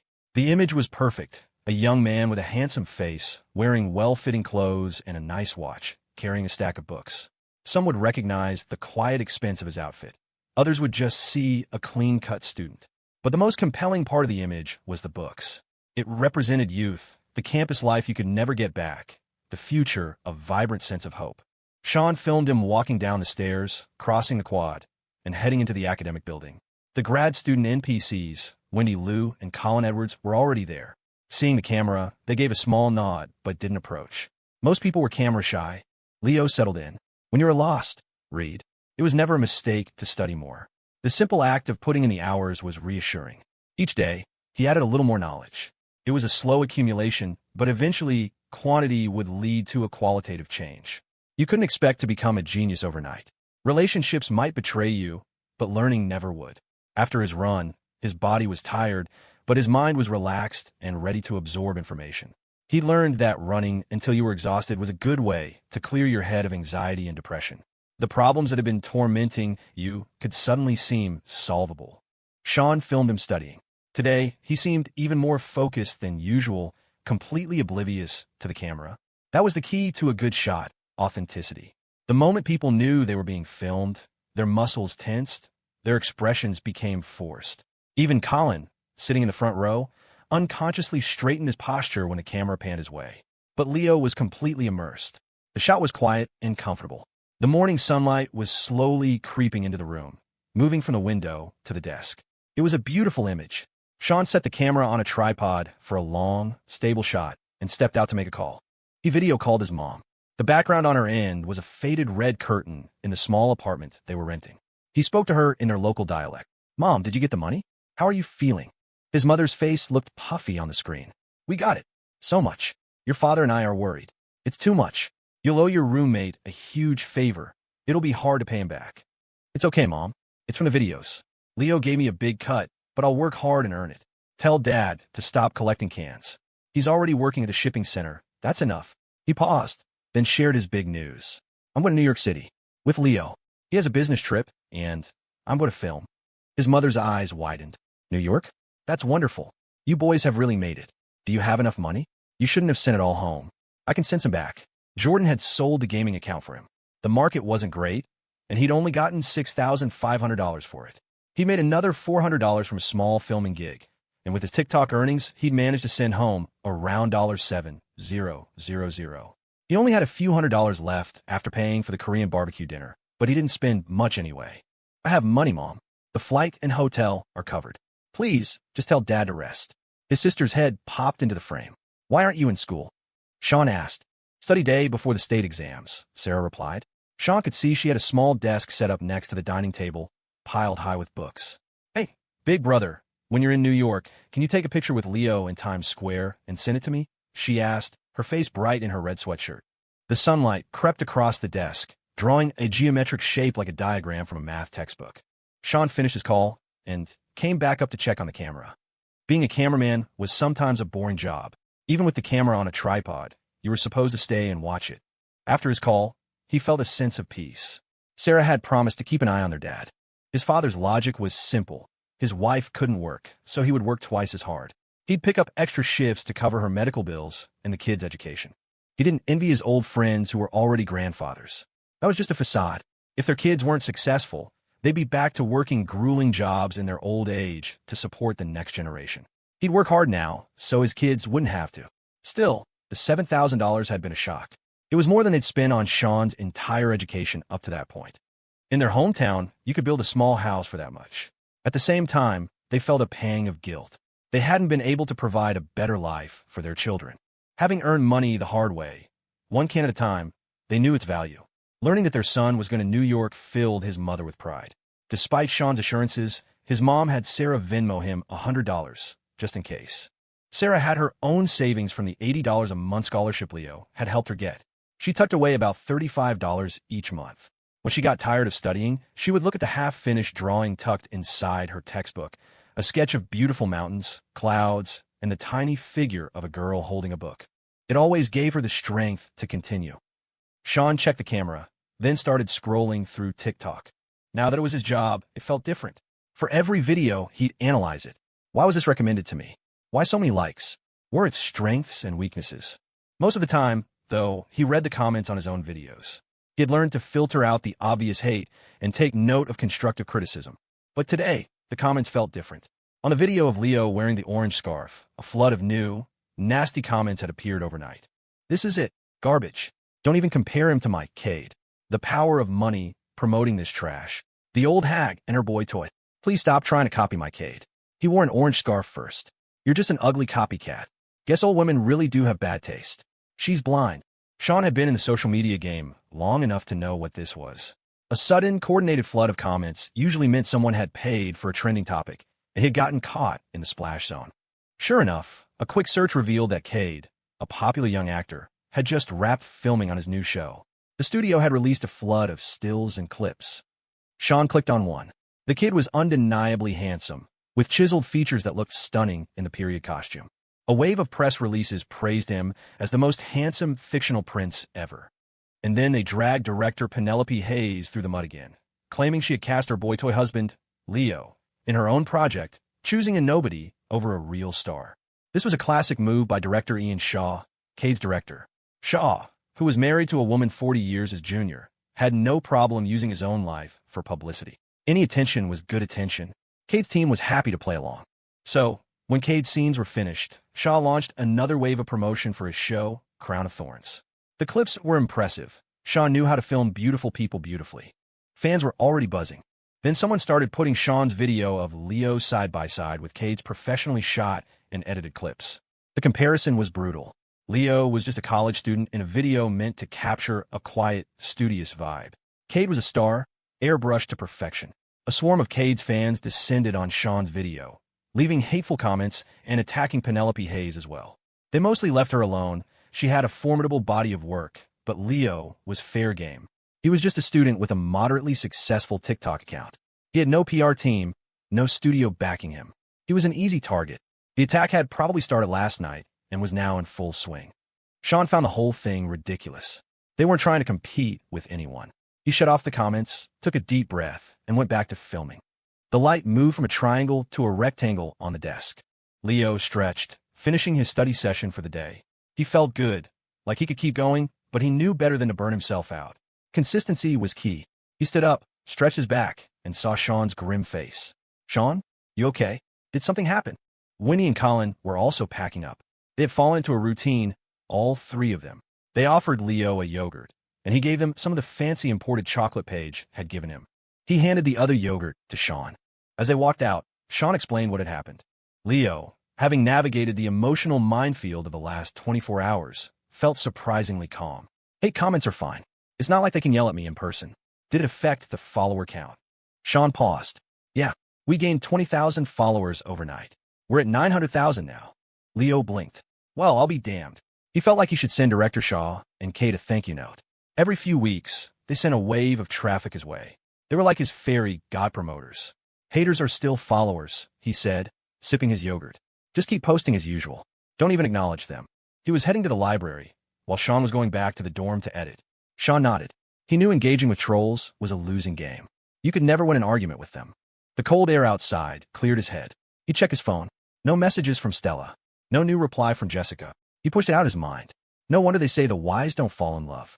It turns your brain to mush. He thought it was just a few more hate comments, but he had no idea that things were about to get much worse. His TikTok channel, The Roommate Chronicles, was gaining traction. In the eyes of industry insiders, it had huge potential. The follower growth was steady, the content was positive, and most importantly, they hadn't rushed to monetize it. That kind of patience was rare and valuable. This time, the attack escalated. A new, viral post appeared online. It was a grainy, secretly filmed video of several influencers at a party, allegedly doing drugs. One person was only seen from the side, but internet sleuths were already on the case, comparing his clothes, watch, scarf, and hairstyle. The verdict was in. The person in the video was the guy from The Roommate Chronicles. The other influencers in the video were quickly identified and their accounts nuked. If the person in profile really was Leo, the haters had hit the jackpot. They forwarded the video to Northwood State's official social media accounts, demanding his expulsion. It was a feeding frenzy. Cade's fans tagged Penelope Hayes, telling her to cut Leo's scenes before he tanked her entire series. Someone even tagged the local police department. Leo was oblivious, nearly at the library, when Alex called. I know it's fake, Alex said after sending him the link. That night, we were playing spades with Dean Roberts. There are cameras all over campus. The person who posted is smart, though. They never explicitly say it's you. They just draw comparisons and let the internet mob do the rest. It's technically not slander, which makes it a nightmare to disprove. Leo was experiencing the downside of being a minor celebrity for the first time. The worst he'd dealt with before was people occasionally recognizing him on campus. He hadn't gotten rich from TikTok yet, but the drawbacks were already here. It felt like the universe was balancing the scales after his recent string of good luck. He thanked Alex and stood outside the library, outside the Vance Athenaeum, to be precise. The old Leo would have panicked. But the new Leo, with a few extra IQ points, stayed calm. He couldn't fight this alone. The trolls were calling him a boy toy kept by an older woman. Fine. If he was going to take the heat, he might as well use the connection. He video called Professor Hoffman. He explained the situation, and thanks to Alex's breakdown, he was able to lay it out logically. Professor Hoffman listened, a flicker of genuine admiration in his eyes. This kid of guts. When your enemies can't beat you head-on, he said, they'll try to ruin your reputation. He knew from experience. When he married Penelope, the rumors had been vicious. The worst was when they'd paid a female student to accuse him of sexual misconduct. If he hadn't been meticulously careful, it would have ruined him. He watched the video. It definitely wasn't Leo. And if Leo was playing spades with Dean Roberts at the time. Wait, you know how to play spades? And you didn't invite me? Next time, we're getting Judge Cole, too. The man's an addict for the game. Professor, now is not the time for spades. Right. Don't worry. I'll have Penelope's studio issue a professional statement. In the meantime, you should ask Roberts if the university's official account can post something for you. Leo hesitated. He was friendly with Dean Roberts, but not that friendly. The dean had the air of a seasoned politician who avoided taking unnecessary risks. As he was debating, a video call came in from Ms. Miller. He hadn't seen her in a few days. He accepted. She was in her office, a screen with a peony painting behind her. She was wearing a blue, collared sweater, her hair in a low ponytail. Hi, teacher, Leo said. I need your password for that professional certification website, she said bluntly. She had offered to help him with the paperwork and was just getting to it now. Like her aunt, President Grant, she was incredibly efficient when she wasn't obsessing over her love life. Leo sent it without a second thought. LF030120. On the other end of the line, a small smile touched Ms. Miller's lips. She knew all his passwords followed that pattern. But then she remembered the numbers probably stood for his birthday, and the smile faded. He was so much younger than her. By the way, I manage the university's official social media accounts, she said. I saw the post tagging us. Don't worry, I'll handle it. Leo was stunned by the coincidence. How? How did you know it wasn't me? I could just tell, she said. You're too dumb. The person in the video looked slick, mature. The Leo she knew was an awkward, clumsy boy who was constantly tripping over himself in front of her. Besides, she remembered that night perfectly. They played spades together. She'd been watching him the whole time. Her certainty made Leo feel a little guilty. After the mess with Jessica, he needed to be on his best behavior. He thanked her profusely. He then messaged Professor Hoffman to let him know the university was already on it. The professor was impressed. The kid had handled it himself. Leo had done all he could. He put his phone away and walked into the library. When you're lost, read. It was the best way to calm his mind. While the trolls were celebrating, Northwood State University's official social media account posted an update. Leo Foster is an exemplary student at our university, a Bridgewater Fellow, and a recipient of a Level 1 national title and national academic honors. The internet is not a lawless space. Northwood State University will staunchly defend the reputation and interests of its students and reserves the right to pursue legal action against slander and defamation. Attached, image of Level 1 national title certificate, ID number, and full name partially redacted. Cade woke up late in his luxury apartment.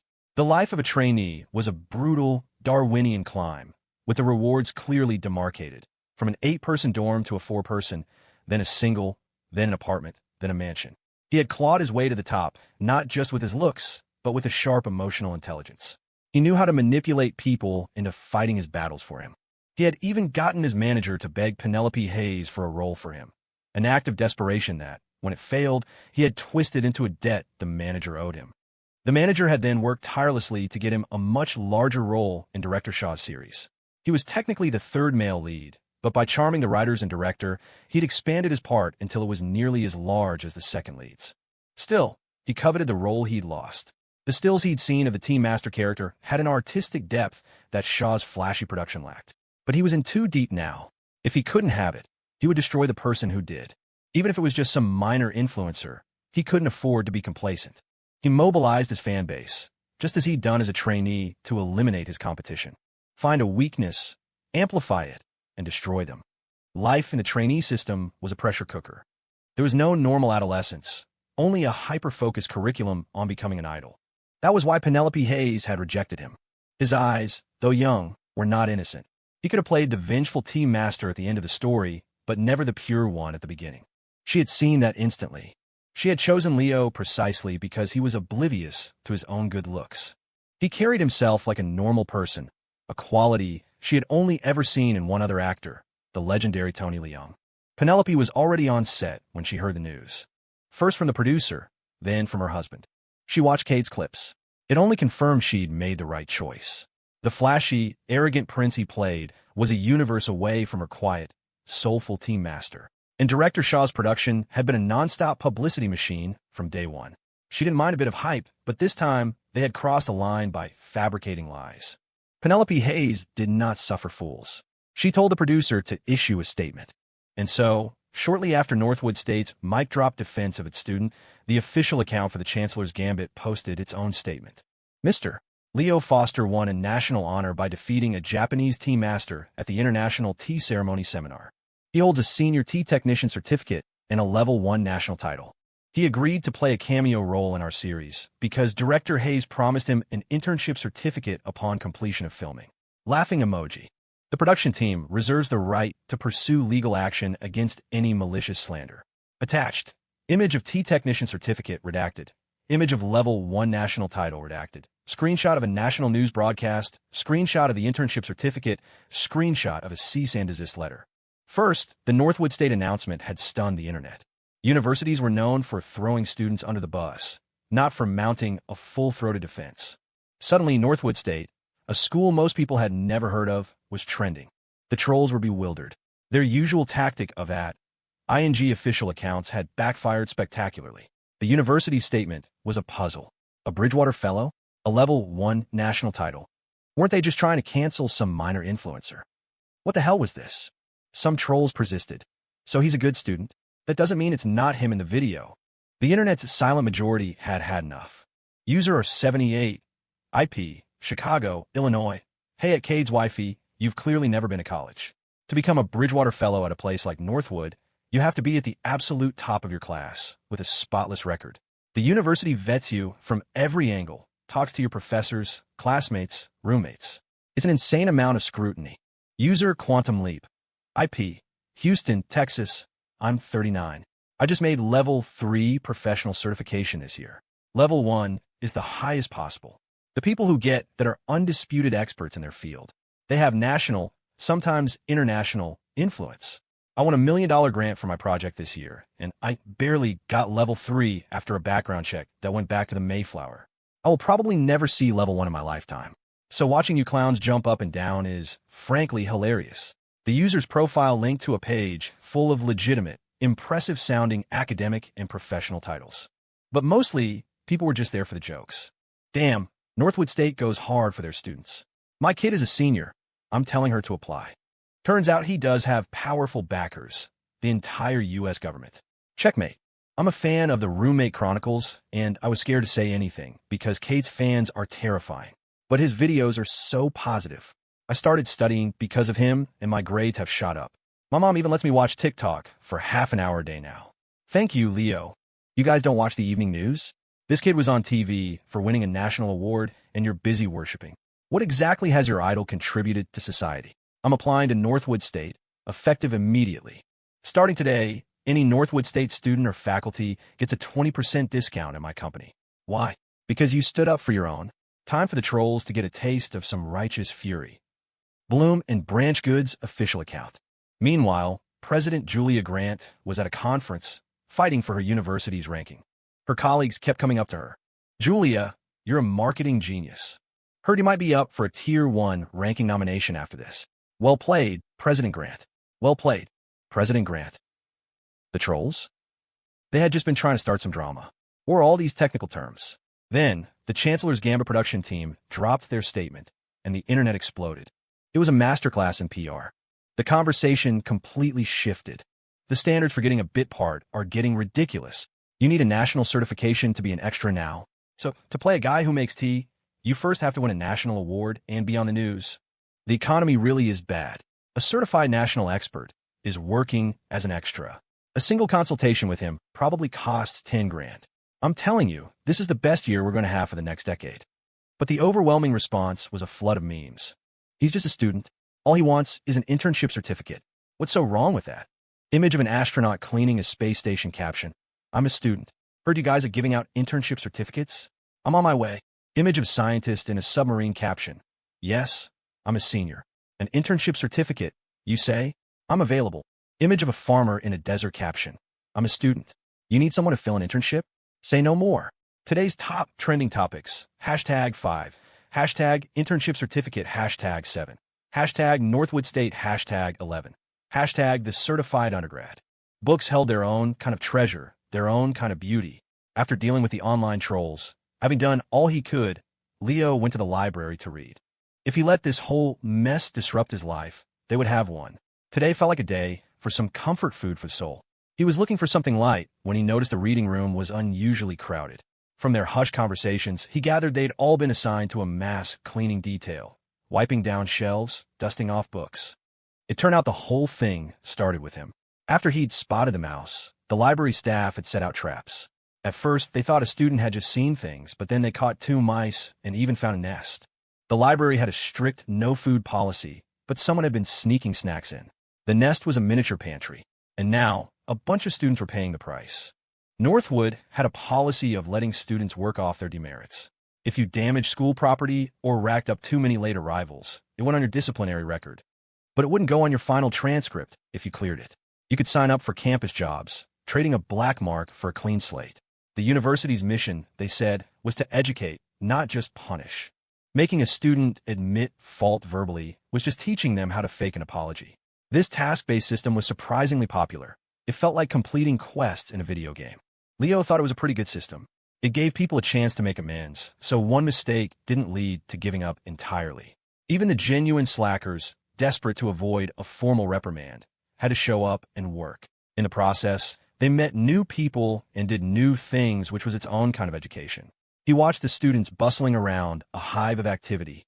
They pulled books from shelves, slapped the dust from them, and slotted them back into place. He took out his phone and filmed it, imagining the footage sped up, creating a sense of dynamic, upward momentum. Maybe it was the library's setting, surrounded by books, but it didn't look like they were just cleaning. It felt like they were tending to civilization itself, lending the mundane task a strange sort of grandeur. Leo watched them for a while, letting his mind go blank. He figured filming a short video wasn't a total waste of time. Sometimes just zoning out was a nice experience in itself. Then, he grabbed a book at random. The cover featured a single sunflower. Ever since he'd started his daily library habit, he'd followed this method of choosing books, rarely picking with a specific goal in mind. His life was already so full of purposeful, goal-oriented learning. Reading was the one area where he allowed himself to be aimless. Every word ever written had to have some meaning. So Leo let himself pick a book because of a single sentence, a picture, or a chance encounter. There was something delightful about pulling one volume from a sea of thousands. It was a random infusion of knowledge, or maybe a waste of time. He allowed himself to waste an hour here every day. It was certainly less wasteful than an hour scrolling through TikTok. A line on the cover had caught his eye.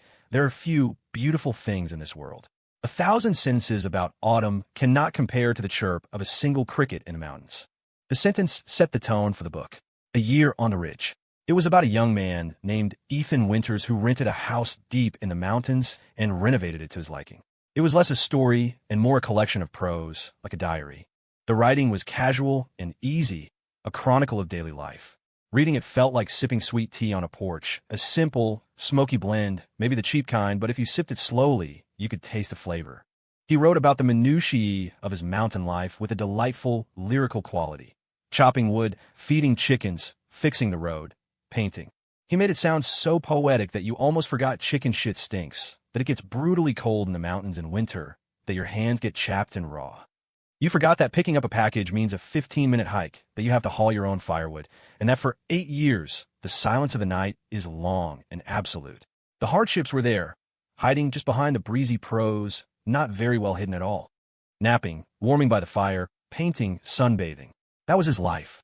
He lived it, wrote a book about it, became famous, and published a bestseller. He had fame and fortune, yet he lived as a recluse in the mountains, supposedly above it all. But in the villages around him, people had lived that same life for generations, a life of hardship, of struggle. They dreamed of getting out of the mountains, of giving their children a better education, of working hard and finding jobs elsewhere. No one ever called those farmers indifferent to fame and fortune, because they had none to be indifferent to. It was easy to get lost in the book. You could almost feel yourself becoming Ethan Winters, living in the mountains, dressed casually, eating simply. On a whim, you might pick some squash blossoms and fry them up, or steep some wild berries in liquor to drink next year. The words had a hypnotic quality that quieted the mind. Before he knew it, he had finished. He hadn't even needed the time dilation buff. Time had flown by while he was immersed. When he looked up, the library was empty. The bustling crowd from before felt like a dream. He'd stayed longer than he'd intended. The sun was directly overhead now, its light no longer streaming through the windows but beating down on the lawn outside. Leo suddenly realized his feet were cold. He'd been sitting for so long that his socks had become damp.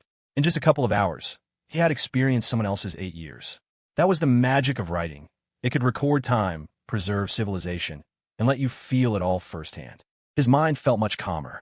He even thought that if he couldn't find a job after graduation, or if he hit rock bottom, he could just move to the mountains. $1,500 a year for rent sounded incredibly cheap. Then again, Winters mentioned that after he got famous, the rent in the area shot up to $5,000 a year. He was thinking of moving even deeper into the wilderness. Of course, it was just a thought. His parents hadn't sent him to college, so he could become a hermit. That kind of life only worked if you were famous and had an income. If you were truly unknown, a recluse, you were just regressing to the lifestyle of your ancestors, but with even more difficulty. He was grateful for modern society, for its open-mindedness and relative safety, which allowed people to live the lives they chose. Reading the book felt like discovering a new escape route. If all else failed, you could always retreat to that kind of low-stakes life. It wasn't a bad backup plan. Leo finally took out his phone, which he'd silenced and put in his bag. He turned it on and was met with a flood of notifications. He returned the book to its shelf and walked out of the library before checking his messages. Professor Hoffman, Penelope's team, put out a statement. It's okay. Don't worry. Link. Ms. Miller. I've posted the university's official statement. Link. Sean. Leo, should we rethink today's post? We're gaining followers like crazy, almost at 900,000. We could hit 1 million today. It's kind of terrifying. Alex, nice. That was handled fast. Jordan, Dad, bring me food. I want the double meat and egg special. Uncle Clay Foster, nephew, you're a legend. I don't even have a level 1 national title yet. You're going to be the one they talk about at family reunions. It's almost the end of the year. Send your uncle some of that fancy tea. I need it for gifts. Incoming transfer, $2, 500. 00. Professor Reed, got the flight info. For some reason, my old friend Luke was asking about you. Strange. Professor Thorne, the bald one prof. Reed's friend Leo, you should apply to my graduate program. Think about it. No exams or interviews required. I can fast-track you. I have a spot. Judge Cole, Luke told me what happened. Don't worry. A clear conscience is a good defense. If you're being treated unfairly, let me know. Valerie Steele. Phone, I heard that you have joined the Bridgewater Fellowship. Congratulations on becoming a member of one of the most powerful student organizations in the country. Leo blinked. This American lady is seriously dedicated, he thought. Does she follow campus gossip, too? He sorted through it all. He clicked the links. The university had released an official statement, and Penelope Hayes' production team had released another. The trolls seemed to have been drowned out by a new wave of attention. He checked the TikTok video. There were still plenty of hateful comments, maybe 50-50, from a hardcore group of people who refused to believe the truth and demanded he prove his innocence. Public opinion was a strange and terrifying beast. He was still the same person, but in the court of public opinion, he could be an irredeemable monster 1 minute and a positive role model the next, buried under an avalanche of praise. His heart, which had been racing, finally settled. A mechanical voice echoed in his head.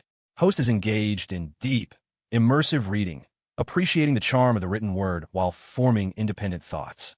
Reward. Intermediate item. Buff. Quiet resolve. Permanent.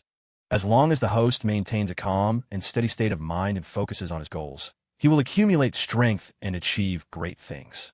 With the quiet resolve buff, others will perceive you as calm, steady, dedicated, and indifferent to fame and fortune. Favorability +1.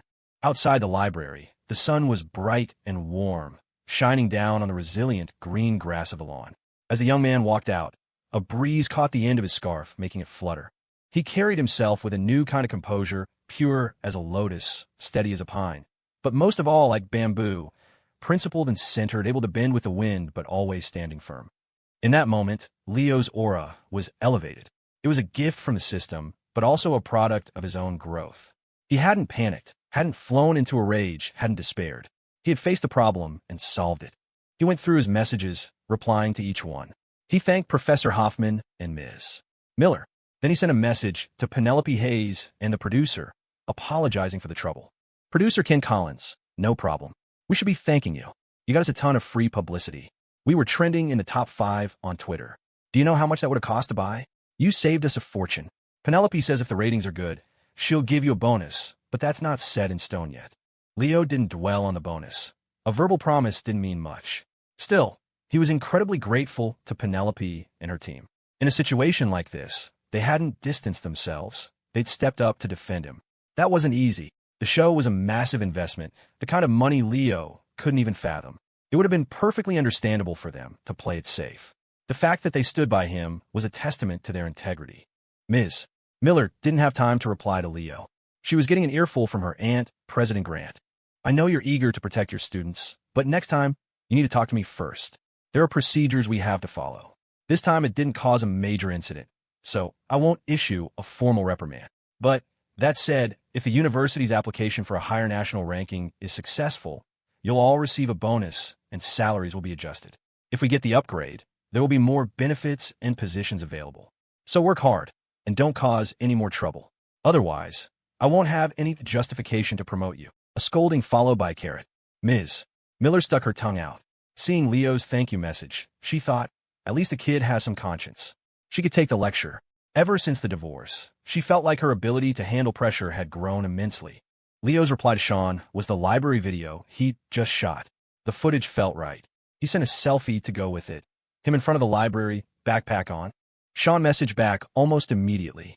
Sean, this is great footage. It's clean, has a good feel. The composition is awesome. You're amazing, Leo. I thought I was improving fast, but your sense of framing is way better than mine. I'm definitely using this. Sean dove back into editing. He'd been feeling a little proud lately. After all, he was the sole cinematographer for the Roommate Chronicles, which he'd built from nothing. but seeing Leo's video humbled him. Leo could probably shoot better content on his own. He was only in this position because he was his roommate. It was an opportunity he couldn't take for granted. No time for pride. He had to keep pushing himself. He sent a voice message to Alex. "Hey, Alex, thanks for the heads up. I was in the library reading. Ms. Miller handled things on the university side, and Professor Hoffman talked to Penelope Hayes. Is there anything else I should be doing? Alex, just sit tight for now. Let's simmer. These organized troll campaigns don't give up easily. Let's see what they do next. But don't worry, the way this is playing out is already a win for you." To Jordan, he sent a single emoji, thumbs up. He accepted his uncle's money transfer. A gift from an elder was not to be refused. "Leo, thanks for the support, Uncle. I'll send you some high-quality June-made tea. You can give it to your boss. If he asks what kind of tea it is, just tell him stealing it is a federal offense." Uncle Clay. He replied to Professor Reed, keeping it concise, just how she liked it. "All four of us will be coming to New York with you." Then he replied to the bald Professor Thorne. "Thank you, Professor. I appreciate the opportunity and will consider it carefully. I'm only in the first semester of my senior year, so I haven't made a decision yet. If I do decide to apply for grad school, you'll be the first person I contact." The strangest message was from Judge Cole. It felt like getting a message from a titan. Professor Thorne must have a very close relationship with the judge, keeping him updated on everything. Leo was floored that the judge would actually concern himself with his minor problems. It was a little upsetting, sure, but not something that required an intervention from someone of that stature. It felt like calling in an aircraft carrier to deal with a mosquito. "Leo, thank you, Judge Cole. Things here have mostly settled down. The university's official account and Penelope Hayes' production team both issued statements. Everyone has been very supportive. I'm sorry to have worried you. If I run into a problem I can't solve on my own, I'll be shameless enough to ask for your help." Finally, he replied to Valerie Steele, explaining that he'd only submitted his application for the Bridgewater Fellowship and was still in the probationary period. Ms. Steele replied that she understood. The review process for the country's most important organizations was surely as rigorous as a Nobel Prize nomination, and it was a shame she wasn't eligible to join. Leo sighed. He'd answered every message. He was almost at the student's trip when his phone rang. It was his cousin, Shelley Shun. "Are you okay? I saw someone online is attacking you. Do you need help?" "Dad, maybe a director out here in the Northwest, but he used to work with a lot of old-timers, some of whom are in D.C. Now, if you're in trouble, I can have him make a call. Those people are awful, posting fake videos. They should all have their accounts banned." No, it's not that serious," Leo said quickly. "It's under control. We don't need to bother him. If I need help, I promise I'll call." It took some convincing to get Shelley to stand down. He wiped a bead of sweat from his forehead. His cousin may have studied abroad, but she'd been a politician's daughter for so long that her first instinct was still to go nuclear to protect her own. If your dad knew you were offering up his connections like that, he'd probably ground you for life, Leo thought. What a devoted daughter. Then, a video call from Paige came through. She'd already tried twice while he was on the phone. He answered. On the screen was a girl with a high ponytail and a round face. He hadn't seen her with her hair up in a while. It really did make her face look perfectly, charmingly round. "Leo, I saw you got attacked online, but now you're famous? And you have connections with the university administration? Can you ask them to give us fewer classes on Thursdays? We have class all day, it's so packed, I'm exhausted." Leo was speechless. "You called because you want me to get your schedule changed? Are you completely heartless?" He couldn't help but laugh. They chatted for a few more minutes before hanging up. Paige was genuinely worried about him, of course, but a polite, serious inquiry would have felt awkward. When she saw him smiling on the video call, looking fine, her train of thought naturally derailed. This was precisely why things had never worked out between them. What the girl said and what she thought were on two completely different planets. He had answered a flood of calls and messages, but he still felt like something was missing, right? Stella still hadn't messaged him.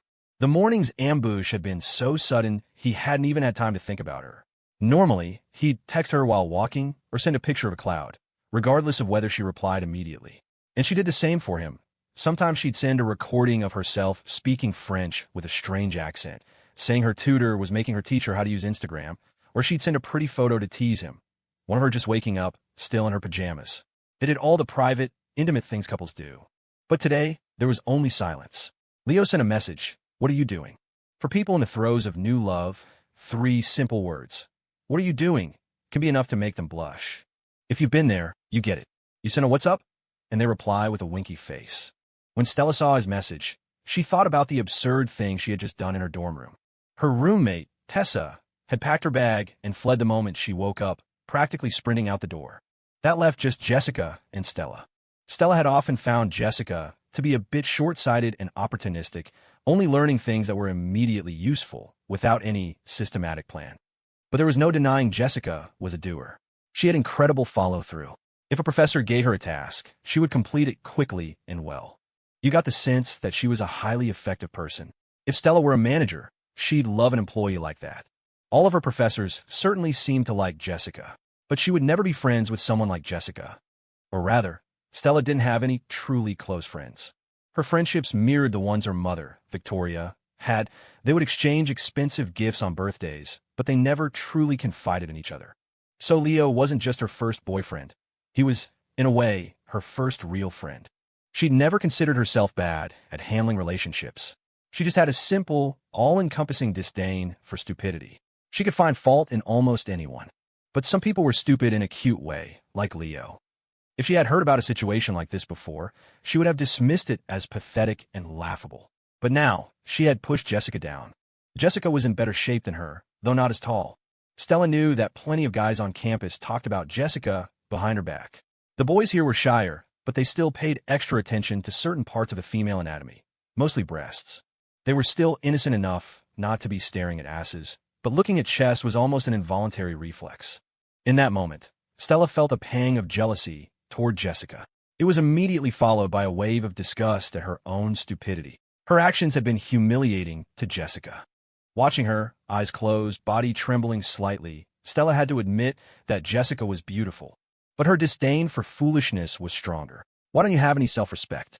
She thought, even if you like him that much, to let him kiss you and touch you in that situation. Will he ever like you back? Is it worth being so pathetic? Despite her harsh judgment, Stella had always considered Jessica to be one of the less stupid people she knew. She didn't dislike her. But this act made her seem like the biggest fool of all, even dumber than her other two roommates, who, despite their ditzy appearances, always chose what was best for themselves when it mattered. Jessica, who always seemed so savvy and strong, had been an idiot at the crucial moment. Then Jessica had fought back, tackling her, kissing her. Stella worked out regularly, but in that instant, she couldn't push her off. It was like Jessica had gone insane. Stella, who had taken self-defense classes, bit down on Jessica's lip. The taste of blood filled her mouth. The pain made Jessica's body go slack, and Stella was finally able to shove her away. She had never imagined that the first time she'd use her self-defense training would be against another woman. Jessica's lip was bleeding, but she was smiling through a flood of tears. "I'm sorry," Stella said. Jessica threw on her clothes, grabbed her backpack, and left the room. She wanted to run away, but she couldn't even leave the dorm. There was nowhere cheaper to live. The bed with the fleece sheets was her only refuge. Every school break brought a wave of anxiety. She had nowhere to go, no idea what to do. Her dad had broken his leg, and his new girlfriend was taking care of him. She'd video called Jessica, subtly guilting her for not being a dutiful daughter, not sending money. She complained about how hard it was to care for him, look after her own granddaughter, and work a job. During the call, Jessica saw that her old bedroom was gone. All her things had been cleared out. Someone else was living there now. There wasn't a trace of her left. Another room was filled with junk. There was no place for her. Her mother had given birth to her and then run off, supposedly to Taiwan. She hadn't been heard from in over a decade. She's probably dead, Jessica thought. Only a dead person would never come back for their child.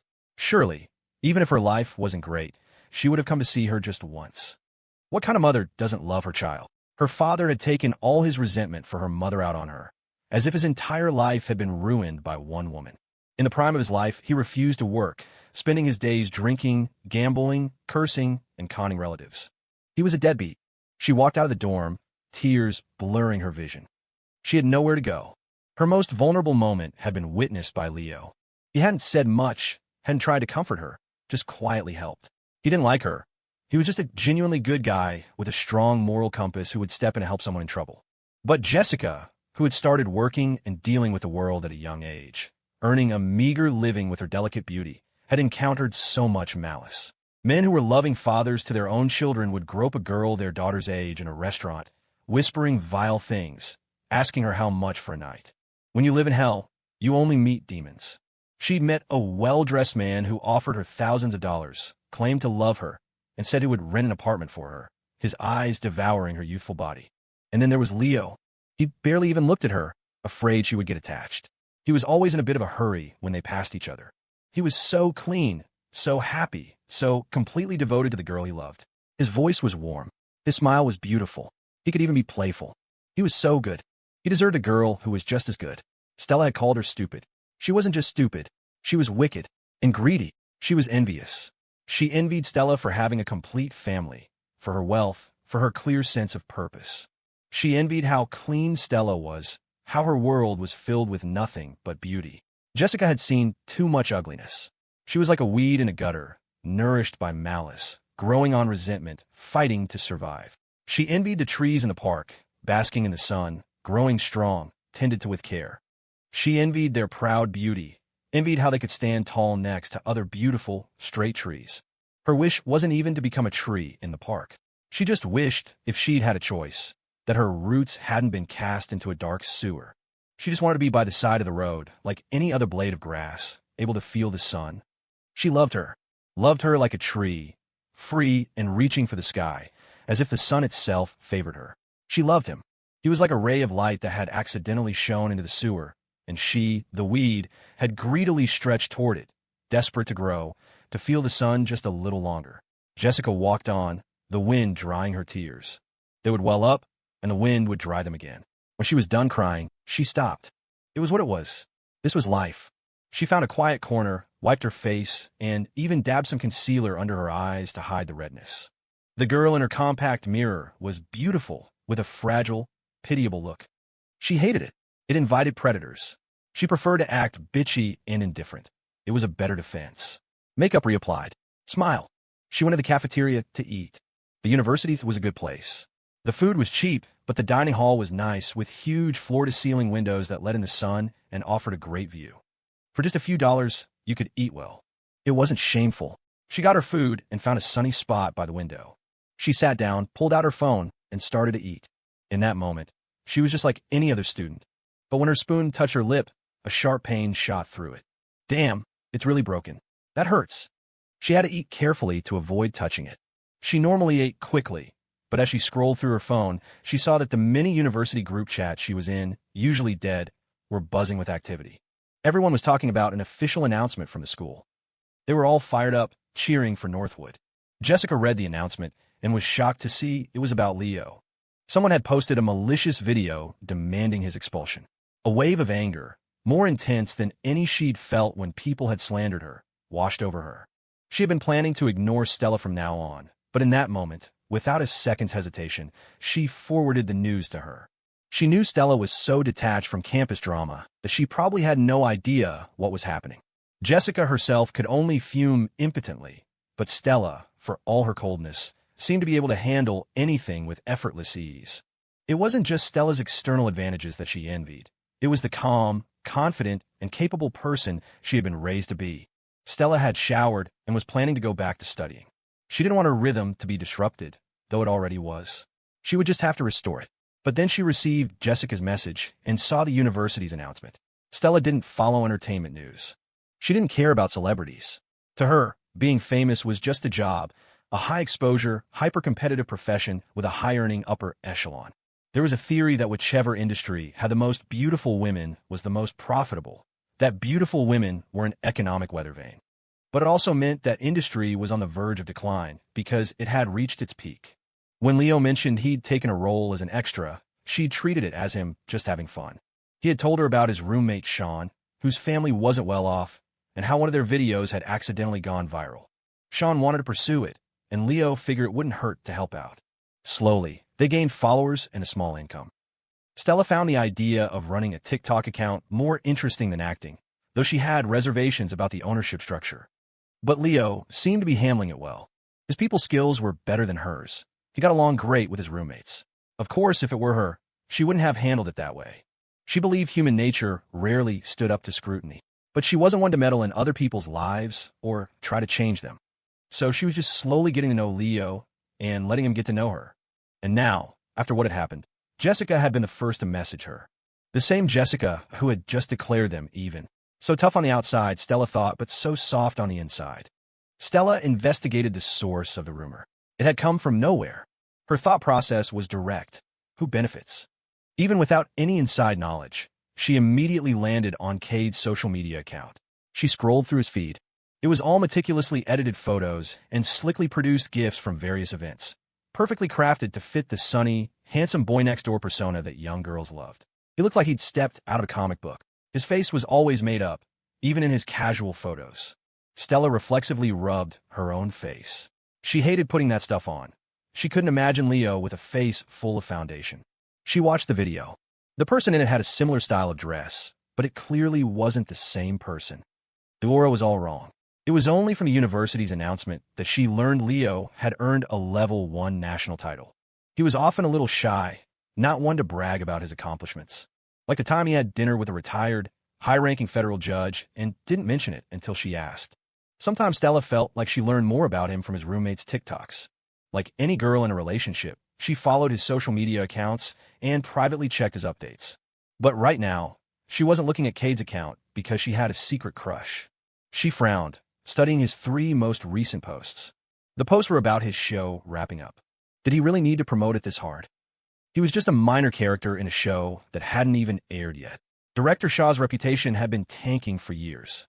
Stella didn't watch TV, but her mother, Victoria, sometimes did, and she had friends in the industry who occasionally roped her into investing. Richard Vance had never restricted Victoria's spending. In fact, he encouraged it. He'd always say, "My wife brings me good luck. Everything she buys goes up in value." If one of Victoria's investments paid off, he would broadcast it far and wide, building her a reputation as a savvy investor. He never mentioned the many failures, choosing instead to nurture her confidence. If a man publicly boasts that his wife spends his money well, Stella thought, while privately resenting it, that can't be real love. Real love protects your partner's reputation. Stella carefully analyzed Cade's recent activity. He was at a cultural plaza in New York near the film studios. This PR stunt couldn't just be for Director Shaw's show. It didn't make sense to go to such lengths. He must need the buzz for something else, a new role, maybe, or a spot on a variety show. He needed leverage. Impressively, Stella, a complete outsider, had deduced the root cause in an instant. Her next thought was, what resources do I have to solve this? Jessica hadn't replied to Leo. Instead, she was meticulously analyzing the video frame by frame.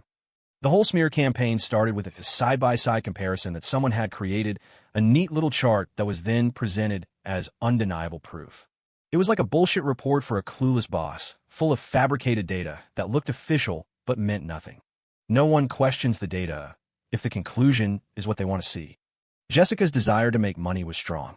She had tried all sorts of gigs, including online content creation. She knew how to get those jobs on Instagram, writing fake personal stories to promote products, building a persona, making it feel real, all for an ad. She painstakingly created her own set of comparison images, a rebuttal that was clearer, more data-driven, and more visually compelling than the original. It proved with clean logic and simple language that it wasn't the same person, but the images had been deliberately manipulated. She then started tracking the troll's post, ready to counter it. She had no other power, but this was something she could do. She didn't engage with the trolls directly. You couldn't win an argument with a mob. Her food had gone cold. She ate it anyway, chewing slowly. Outside the window, the sun was bright. A flock of white-winged birds skimmed across the lake before soaring into the sky. Leo picked up takeout and headed back to the dorm, sending another message to Stella. He figured the guy should be the proactive one. As long as he didn't get that red notification saying you were no longer friends with this person, he could keep trying. He hated it when people deleted contacts out of anger. It was so childish. Deleting someone doesn't solve problems, it just makes them worse. Stella's roommate Tessa had told him that's how her relationship worked. Constant deleting and re-adding. 100 episodes of internal drama playing out in her head while the guy on the other end was completely oblivious. Leo's parents argued, but once it was over, it was over. They didn't rehash the same fight again and again. After his first message, Leo sent another. "Tennis this afternoon?" Stella replied, "Okay." A spring returned to Leo's step. He practically flew back to the dorm with the food. The sooner he ate and took a nap, the sooner the afternoon would arrive. Back in a room, Sean was in a frenzy of editing. Jordan, for once, wasn't playing games. He was logged into messaging apps on his PC, hopping between several group chats like a happy little marmot feasting on gossip. He'd sent his food request to Leo early in the morning and only found out his roommate was famous again when the group chats exploded. The fact that Leo still remembered to bring him food after all that drama? A true bro. It was too cold to eat alone outside, so Leo always brought food back for everyone. Alex was already there, like a high IQ bird who always knew when to fly back to the nest. He'd already eaten, but had brought back some barbecue ribs for them to share. Jordan looked at his meal, a generous portion of pot roast and a hard-boiled egg, his favorites, with a few green vegetables for color. He beamed. Sean told him to eat first. He was almost done. He finished the edit, previewed it one last time, and sent it to Leo for approval before joining them. Leo watched the video on his phone. With the editing and background music, it had the exact feel he'd envisioned. When he was filming, he'd sensed a powerful combination of ancient civilization and youthful energy, and Sean had not only captured it, but amplified it. The final shot transitioned smoothly to a clip of him reading in the library, intercut with beautiful B-roll of the campus. It was a complete, polished video that was a pleasure to watch. The quality of the camera gave the footage a depth and texture that a phone just couldn't match. Leo gave Sean a thumbs up. Sean hit post. His work for the day was done. Alex watched Leo, amazed. He was eating and drinking as if nothing had happened. That was some serious composure. Alex remembered winning a writing contest in middle school, and some kids claimed he'd only won because his aunt worked for the Board of Education. He'd gotten into a fight over it, a cringy memory now, though the kid he fought had ended up becoming a good friend. Alex had been precocious even then, using a bit of clever manipulation to win the kid over. Looking back, it all seemed so childish. Fighting was just stupid. But watching Leo handle the situation with such grace, as if it were nothing, was impressive. Alex had always thought of Leo as a bit of a goofball, but when it mattered, the guy was solid as a rock. No wonder his grandfather always said that you could learn from anyone. Everyone has their strengths. Sean had grown a lot, too. He was more confident and persistent, no longer as prone to self-pity when things went wrong. The fact that he consistently updated the roommate chronicles was an achievement in itself. It's one thing to do something well once or twice, but to do it well every single day is 100 times harder. And to Jordan, well, as long as his family's factory didn't go under, Jordan would probably just keep coasting. At first, Alex had thought Jordan was brilliant. He was good at everything he tried, but he never put in the effort. But he was generous and loyal, a natural extrovert, and fun to be around. He was just a happy guy. What was wrong with that? The four of them ate, quickly demolishing the ribs. The conversations in a guy's dorm were never overly sentimental. Even when something big happened, they'd talk about it normally, punctuated with a few curses. What's that guy's problem? Jordan wondered aloud. Why stir up trouble after a show wraps? And why use the same tactic every time? Sure, his face is handsomer than Leo's, but it's not like Leo makes a living with his looks. Leo subconsciously touched his own face. I thought I did. In the age of viral content, any buzz is good buzz, Alex said. But I have a feeling he's not done yet. These smear campaigns have become a whole industry. He probably has another motive. Leo nodded. Whatever the motive, he was just a regular person. The world didn't revolve around him. He was at peace with that. For a boy in the first blush of love, an unhappy girlfriend was a far more serious problem. After they finished eating, Sean cleaned up while Jordan provided dessert. Jordan was having the time of his life, hopping between group chats, a professional gossip monger, sagely explaining his unbiased third-party opinion to anyone who would listen. Leo played a couple of rounds of tower defense game on his phone, then went for a nap, deliberately avoiding the TikTok app. If he opened it, he might not be able to sleep. Right now, the account's follower count was skyrocketing. People must be incredibly bored to flock to any new drama. The Roommate Chronicles, which started with nothing, now had a steady stream of content. New followers drawn in by the controversy were subscribing at a rate of 1,000 per minute. Penelope Hayes' influence was significant.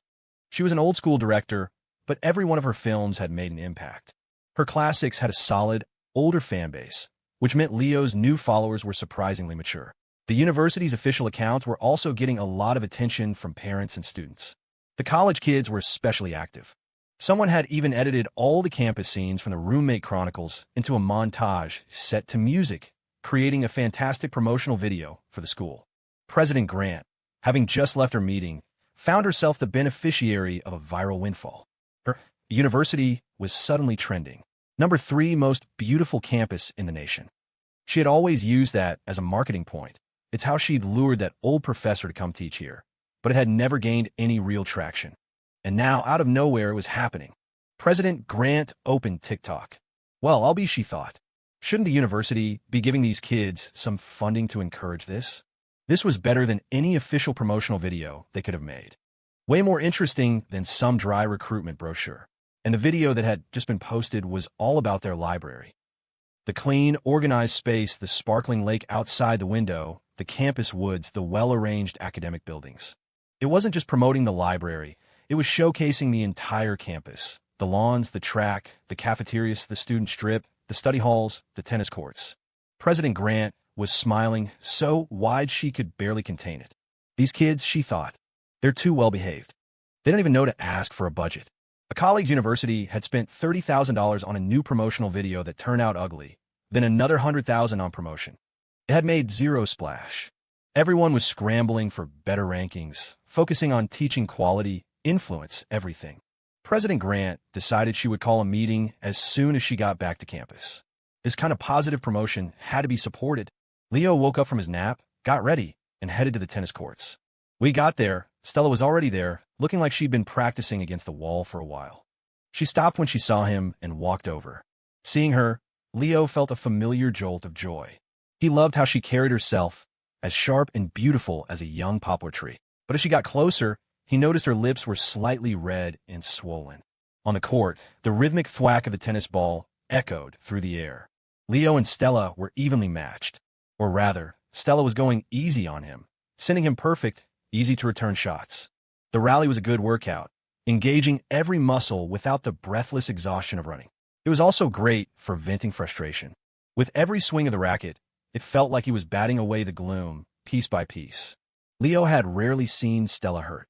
Even when she had her period, she always seemed healthy and strong, never showing any weakness. But this was the first time he'd seen her with swollen, maybe even split, lips. He didn't dare ask. He had never seen her in a state of disrepair before, except for the disrepair he caused at night. After a satisfying match, Leo asked, "Feeling better?" "I'm okay," Stella said, not bothering to deny that she had been upset. She was who she was. Seeing that her mood had improved, Leo cautiously ventured, "What happened here? Did it hurt? Want me to kiss it better?" Stella's ears turned red. She wasn't one to blush easily, and she was grateful that her messy, short hair covered them. She thought back to her irrational behavior that morning. When you act impulsively, you invite more impulsive behavior from others. She had underestimated her opponent.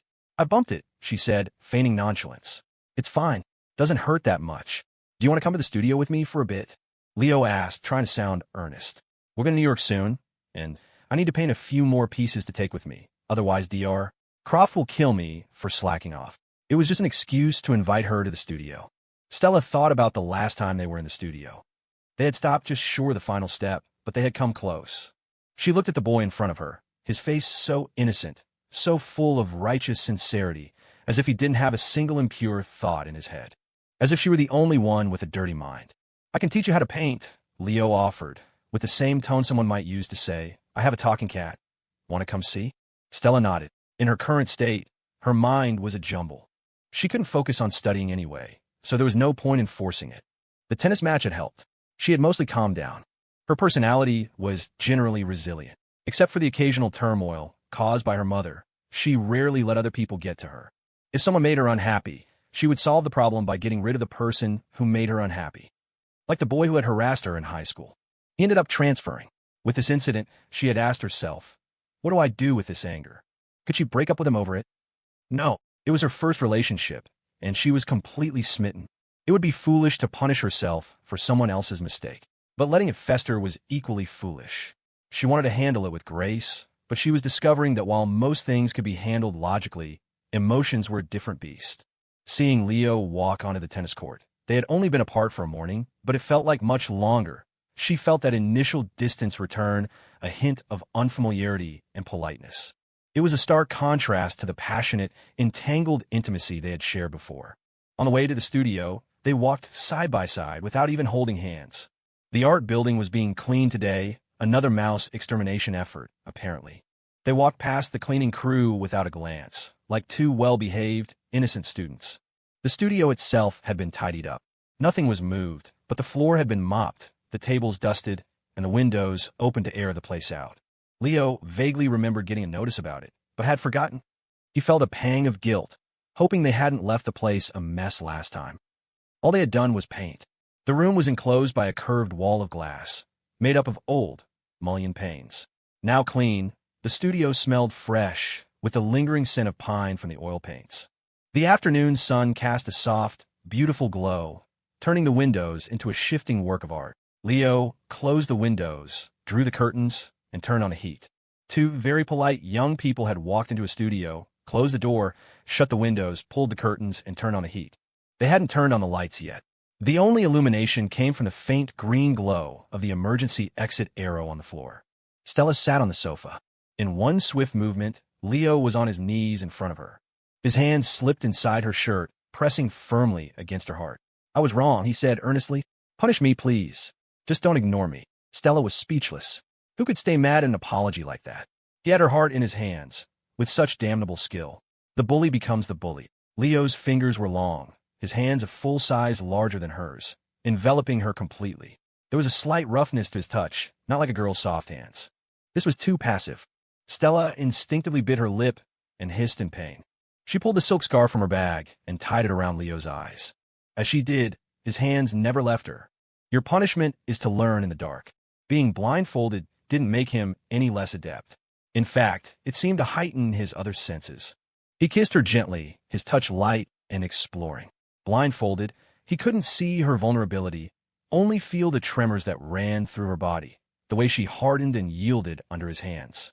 The misunderstanding led to a deeper surrender, a potent mix of resistance, anger, joy, and love that created a thrilling sensory experience. From the hallway outside, they could hear students talking. "Want to grab dinner on the student strip later? I'm craving something from Lucky's. It's too cold. I want Korean barbecue." In the studio, Stella, on top of him, asked, "Can you feel the difference?" He didn't dare answer. He had felt it, of course. Stella's kisses were always proactive. Jessica's had been passive. Stella's breasts were smaller, but firmer, like lively, leaping rabbits. Jessica's were larger and softer. The comparison itself felt like a sin, but for some reason, Stella seemed more excited than ever before. The studio was a little inconvenient. The sofa was too narrow for them to lie side by side. She liked being on top. The sword below, the crown above. Cade had an event that afternoon at a hotel. On the 83rd floor, when you stand high enough, every other building is at your feet. The skyscrapers below looked like a forest of swords, as if some immortal had thrust his palm forward, unleashing 1,000 blades. In the distance, a landmark tower stood like the leader of the formation, an exceptionally sharp sword piercing the clouds. When he was a trainee, he and the other guys would fantasize about what success would look like. In reality, their ambitions were much humbler. When you were in the thick of it, you rarely dreamed of becoming a superstar. First, you just wanted to not get eliminated. Then, you wanted to debut. But even if you debuted, the industry was full of established stars, all of them handsome, all of them with connections. What made you so special? After debuting, you just wanted to survive, to book enough work to get by. And even then, that was just the beginning of a long road. The company had arranged this event. They were currently invested in him, booking him for high-profile appearances where he could bask in the reflected glory of a more senior celebrity. Today's senior had been a big deal once, but his star was fading now. They were from the same agency. As they stood together, Cade could already hear people whispering about how handsome he was. His senior's already dim light was completely eclipsed. On the surface, Cade was deferential. Respecting your elders was a mandatory part of the curriculum. But inside, he felt nothing. If the company hadn't required it, the senior would never have brought him along. It was just business. There was nothing to be grateful for. He didn't feel any gratitude toward the company either. It was just a transaction, an exchange of value. After the promotional event, they were directed to the hotel's executive lounge for refreshments, which was really just another photo op. He grabbed a bottle of sparkling water. The senior, Evan Chun, took a tonic water. Cade said nothing, but he wouldn't drink that stuff. Too much sugar. It made you fat. Figures, he thought. People who aren't famous let themselves go. They drank their drinks and nibbled on pastries, posing for the cameras. Young girls loved to see their idols living a glamorous life, to imagine them as the sons of tycoons and politicians. In reality, the trials Cade and his peers endured were brutal. What heir to a fortune has to starve himself for his career? What rich kid has to run from one promotional event to another, endorsing products and acting in cheap dramas? Cade and Evan appear to be having a wonderful time, the picture of a humble junior and his gracious senior. In reality, the conversation was anything but pleasant. Evan had mentored many newcomers. He'd never been a superstar, but he'd had staying power. Cade was the most arrogant of the bunch. He was constantly leveraging his good looks, subtly upstaging Evan during the event. To an outsider, it might have been unnoticeable, but in this business, everyone knew the game. A word of advice from your senior, Evan said coolly. When you reach the top, everyone will look up to you and sing your praises. But until you get there, you be wise to show some humility. Otherwise, you'll eventually cross the wrong person, and it won't end well. Thank you for the advice, Evan. I'll work hard, Cade replied, his expression a mask of humility. In the photos, they looked like the best of friends. Back in his room on the 64th floor, Cade kicked off his shoes and sank into the plush armchair by the window, the soft carpet silencing his steps. He irritably pulled up social media. The trending topic the company had paid for had already vanished. All the content related to him was gone. When the company paid for a trending topic, they looked at the ROI. If they spent a lot of money and it didn't stick, they'd cut back on that kind of spending in the future. But if they spent $1 million and made back even $1 million and one, there was always another chance. His topic had disappeared so quickly that it was a total loss. Sometimes you just got unlucky and clashed with someone else's paid campaign. He scanned the new trending topics, and his face slowly went pale. The paid campaign had worked. Just not for him. It had worked for his rival. Not even a rival, just some college student, older than him, with an average face. When his agent had told him the guy was Penelope Hayes' husband's student, he'd immediately thought of the rumors about Penelope dating a younger man. You picked the weakest opponent. He had weighed his options carefully before choosing his target. He hadn't told his agent.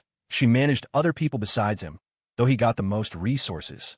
The industry had a whole ecosystem of paid trolls and fan army operations. Outsiders were at a huge disadvantage. They didn't even know how to make their voices heard. When they were falsely accused, they were usually defenseless. They had one mouth against 1,000. If they impulsively tried to argue, their words would be twisted and their flaws magnified until they were driven mad. He needed this trending topic because he was competing for a spot on a new variety show. The show had launched several careers.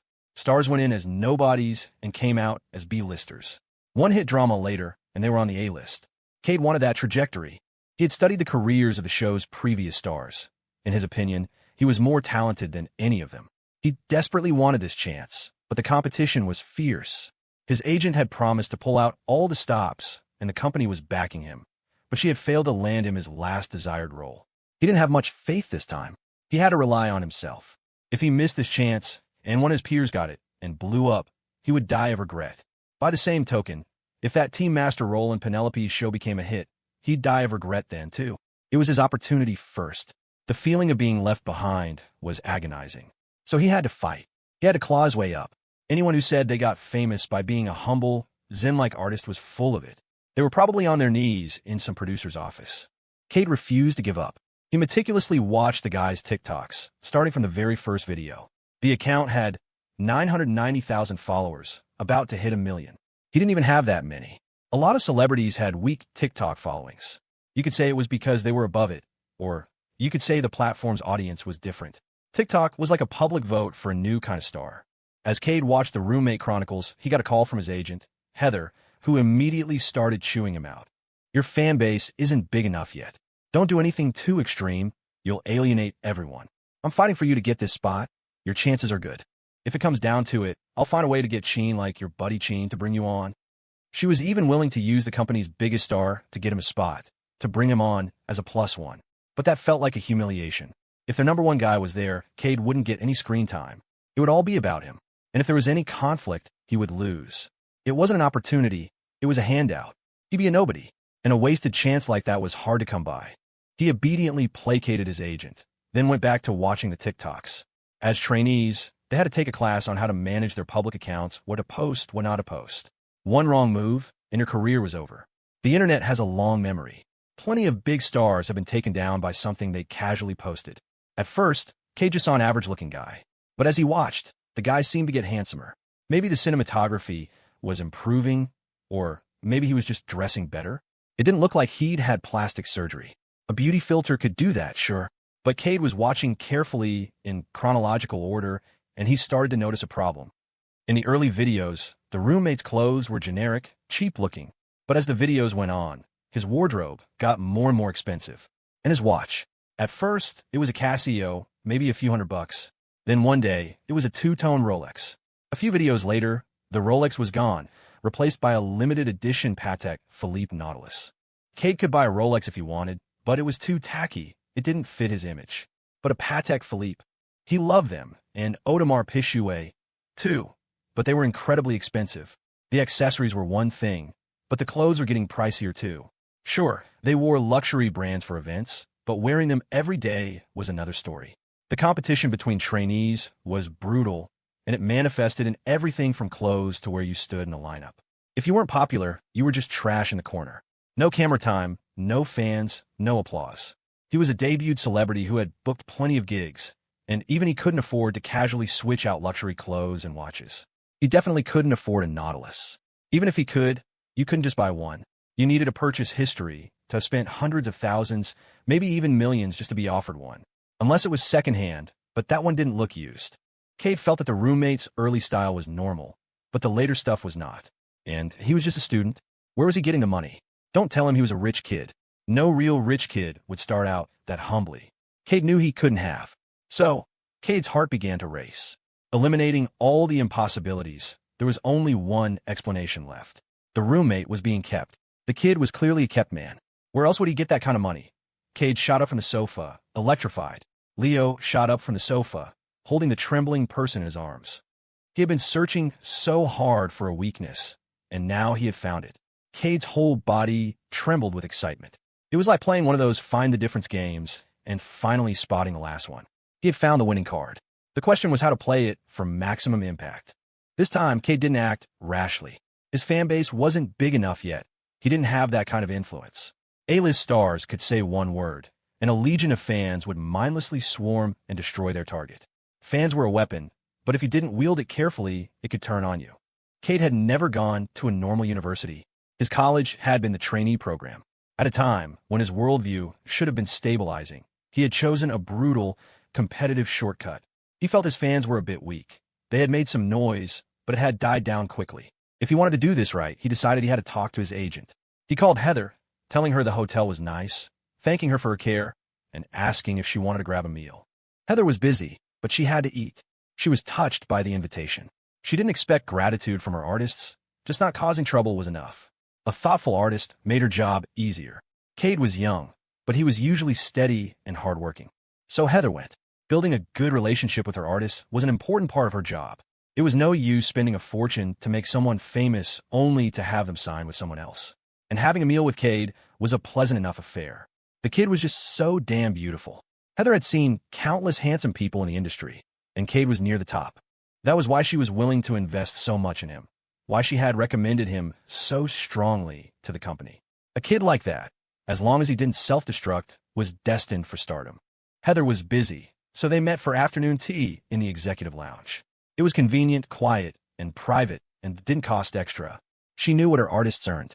The paychecks got big once the endorsements started rolling in, but in the beginning, the expenses were also high. You had to invest in your own image. Some of the younger ones had no concept of money and couldn't save a dime. Heather, who didn't have to watch her figure, helped herself to several pastries. They were excellent, made by a dedicated chef, not some pre-packaged junk. Cade barely ate, just sipping lemon water and taking a single, tiny bite of a dessert. Heather approved. An artist had to be ruthlessly disciplined about their body. You couldn't have a fat or round face on camera. It was unflattering. And being overweight just made you look greasy. As they ate, Heather checked in on his work status and outlined the company's upcoming plans for him. She was doing her best for him. She couldn't help but bring up the trending topic from that day. You need to control your fans, she warned. To the public, the fans are a reflection of the artist. There was one celebrity who had become famous for his high-quality fan base. His fans were incredibly well-educated. A few times, they'd gotten into online debates, and it turned out they were PhDs from top universities. The story went viral, and the celebrity's public image soared. People figured that an artist who could attract fans like that must have something special about him. Cade nodded obediently, then casually mentioned that one of his fans had told him that the college student with a national title was supposedly being kept by a rich woman. He showed Heather the evidence his fan had found. Heather scrolled through it. She saw the deep-sea fishing video. From a voice and the back, she recognized Professor Hoffman, Penelope Hayes' husband. She hadn't heard that he was into fishing. If he were, Penelope probably would have bought him a boat by now. So Hoffman was accompanying someone else, and, from the sound of it, that other person was the important one. The video focused on Leo fishing and cooking, and she found herself watching it on a loop. What a waste, Heather thought. This kid was a natural. He was a little old, in his 20s, but his voice, his posture, his movements, it was all so compelling. The more you watched, the more you liked him. He had a depth and substance that suggested longevity. It was a shame he wasn't her artist. Then again, the brutal Korean-style trainee system would have stamped that natural, calm confidence right out of him. The training was extreme, the competition merciless. Heather herself found it hard to stomach sometimes. But it was the fastest proven method for creating stars. Heather had dealt with both Penelope Hayes and Luke Hoffman before. Hoffman wasn't well known publicly, but he was a formidable person. For him to be so deferential to someone, that person had to be a big deal. She had been to their residential complex before. The security was tight. Rumor had it, some major political figures lived there. To be on a fishing trip with someone like that, looking so familiar, this kid's background had to be significant. Of course, she wouldn't say any of this to Cade. She just said, don't listen to fans who try to stir up trouble. Think about it. If he were really being kept, we're talking about a watch worth hundreds of thousands, clothes worth tens of thousands for daily wear. In our industry, do the male stars who are actually kept get that much? What do they have to give up for it? Someone who can casually give all that away. How powerful do you think they are? Is that someone you can afford to provoke? Her tone grew more serious. Control your fans. You have a long road ahead of you. The company is behind you. You can go far. Look at the big picture. Don't get stuck in that trainee elimination mindset. You've already debuted. Your future is much bigger than that. Heather appreciated the gesture of the tea. She had given Cade her honest, heartfelt advice. Cade wasn't happy, but as he listened to her analysis, his head cleared. She was right. The kid might be a normal student, but they had no idea who was backing him. What if he picked a fight he couldn't win?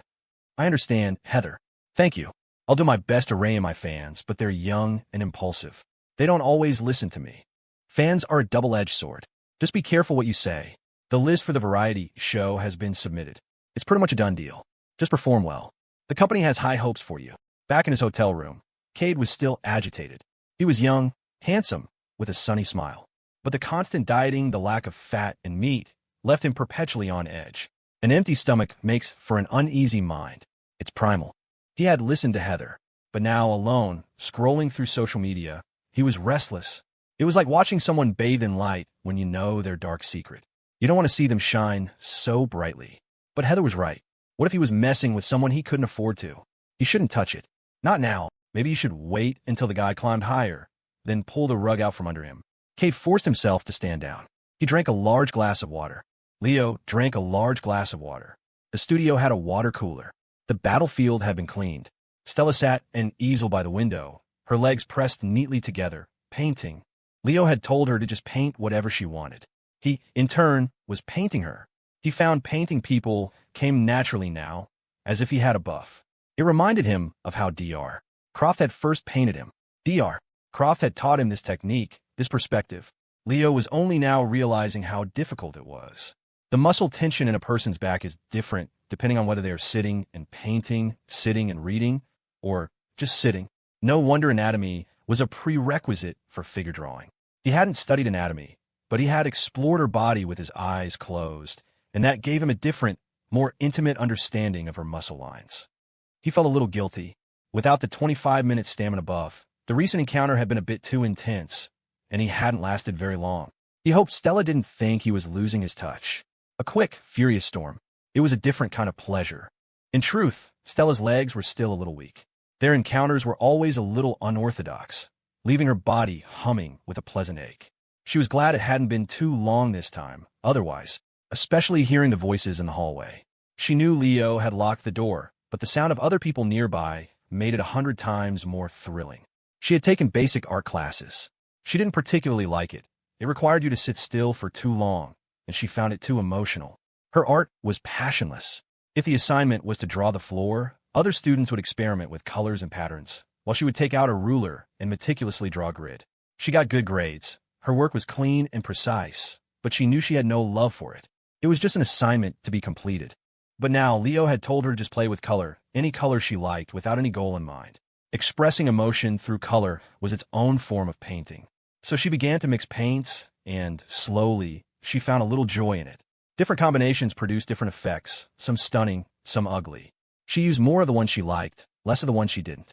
Gradually, The soreness in her body faded as her focus shifted to the canvas.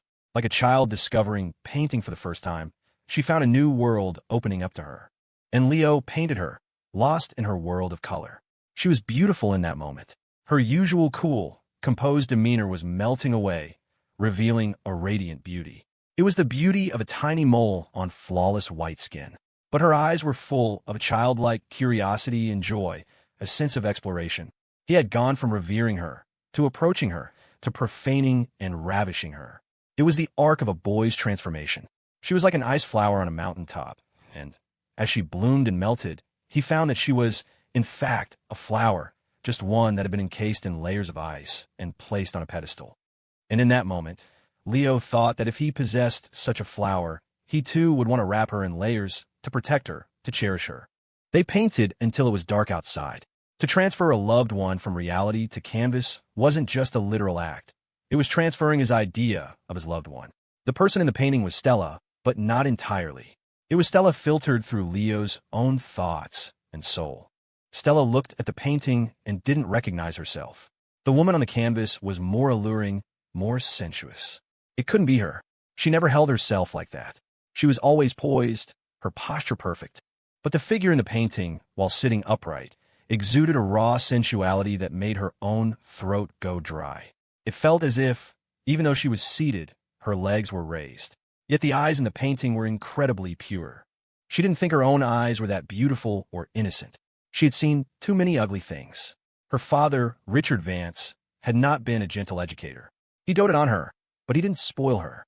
He was like a lion teaching his cub to hunt, showing her how to tear open the prey, how to kill it. She couldn't possibly have such flawless, pure eyes, but the painting did. The girl in the portrait had a soft, graceful body and innocent eyes, but her features were a paradoxical mix of coldness and desire. Looking at it, Stella couldn't help but punch Leo on the arm. You could only paint someone like that if you'd seen them that way. She remembered the rooftop at the St. Regis, the giant silver lamp overhead.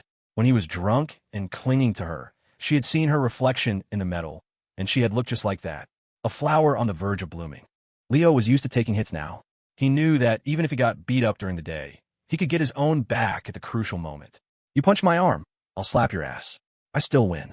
After painting, they didn't have dinner together. Stella said she had something to do that evening, that she might go home. The truth was, when he'd been all over her earlier, he had finally asked about her lip. Trapped in his embrace, she had confessed. She'd bumped it. On Jessica. How? How do you bump lips? Leo didn't dare ask more. That would be suicidal. He couldn't even picture the scene. Did Stella get into a fight with Jessica? That didn't seem possible. Stella was the type to command from on high, not get her hands dirty. And Jessica, despite her tough exterior, was insecure at her core. She would never confront Stella directly. What on earth had happened? Their roommates were all gone for internships. It was just the two of them. This is all my fault, Leo thought, feeling a wave of guilt. He didn't dare think about it anymore. When he kissed Stella, he tried to be gentler. Gentle when needed, firm when needed. A man of balance. He said goodbye to Stella outside the art building. She wouldn't let him walk her back to the dorm. She had told him most of the story, but she didn't want him running into Jessica. Her lip was only slightly busted. Jessica's was actually bleeding. Leo, being the obedient boyfriend, went his own way. It was already dark. He was glad he'd arranged for Moose to be taken care of. Otherwise, the dog would have been waiting for his walk, and the guilt would have been immense. He went to the cafeteria to get food for his sons in the dorm. And then, of course, the person he was trying to avoid was the one he ran into. Jessica had picked up the foreign exchange professor's kid from after-school care and was now grabbing a late dinner. She didn't want to go to the student strip and risk running into someone she knew. So she stuck to the cafeteria, a place most seniors avoided after 4 years. She was reaching for a cup of steamed egg custard to have with rice and some greens when someone appeared beside her. A girl could get away with a small meal by claiming she was on a diet. No one would suspect she was broke. Leo was picking up food for 3 guys, so his tray was already piled high. He was also going for the steamed egg. The individual custards were arranged neatly in a steamed tray, little clouds of yellow rising from them. The cafeteria had recently switched to this system after a man in traditional Chinese clothing, Alex, who was clearly not a student, kept coming in, making the staff nervous. The new single-serving, pre-portioned dishes looked healthier, but they lacked a certain soul. Leo's tray was overflowing. Jessica's held a single serving of green vegetables, and her hand was reaching for the same custard. Leo reached for one too. Then he turned and saw her. Oh crap. He saw Jessica's broken lip. Stella's had just been a little swollen, something he'd only noticed because he was kissing her constantly. But Jessica's was not only swollen, it was split. This was from a bump?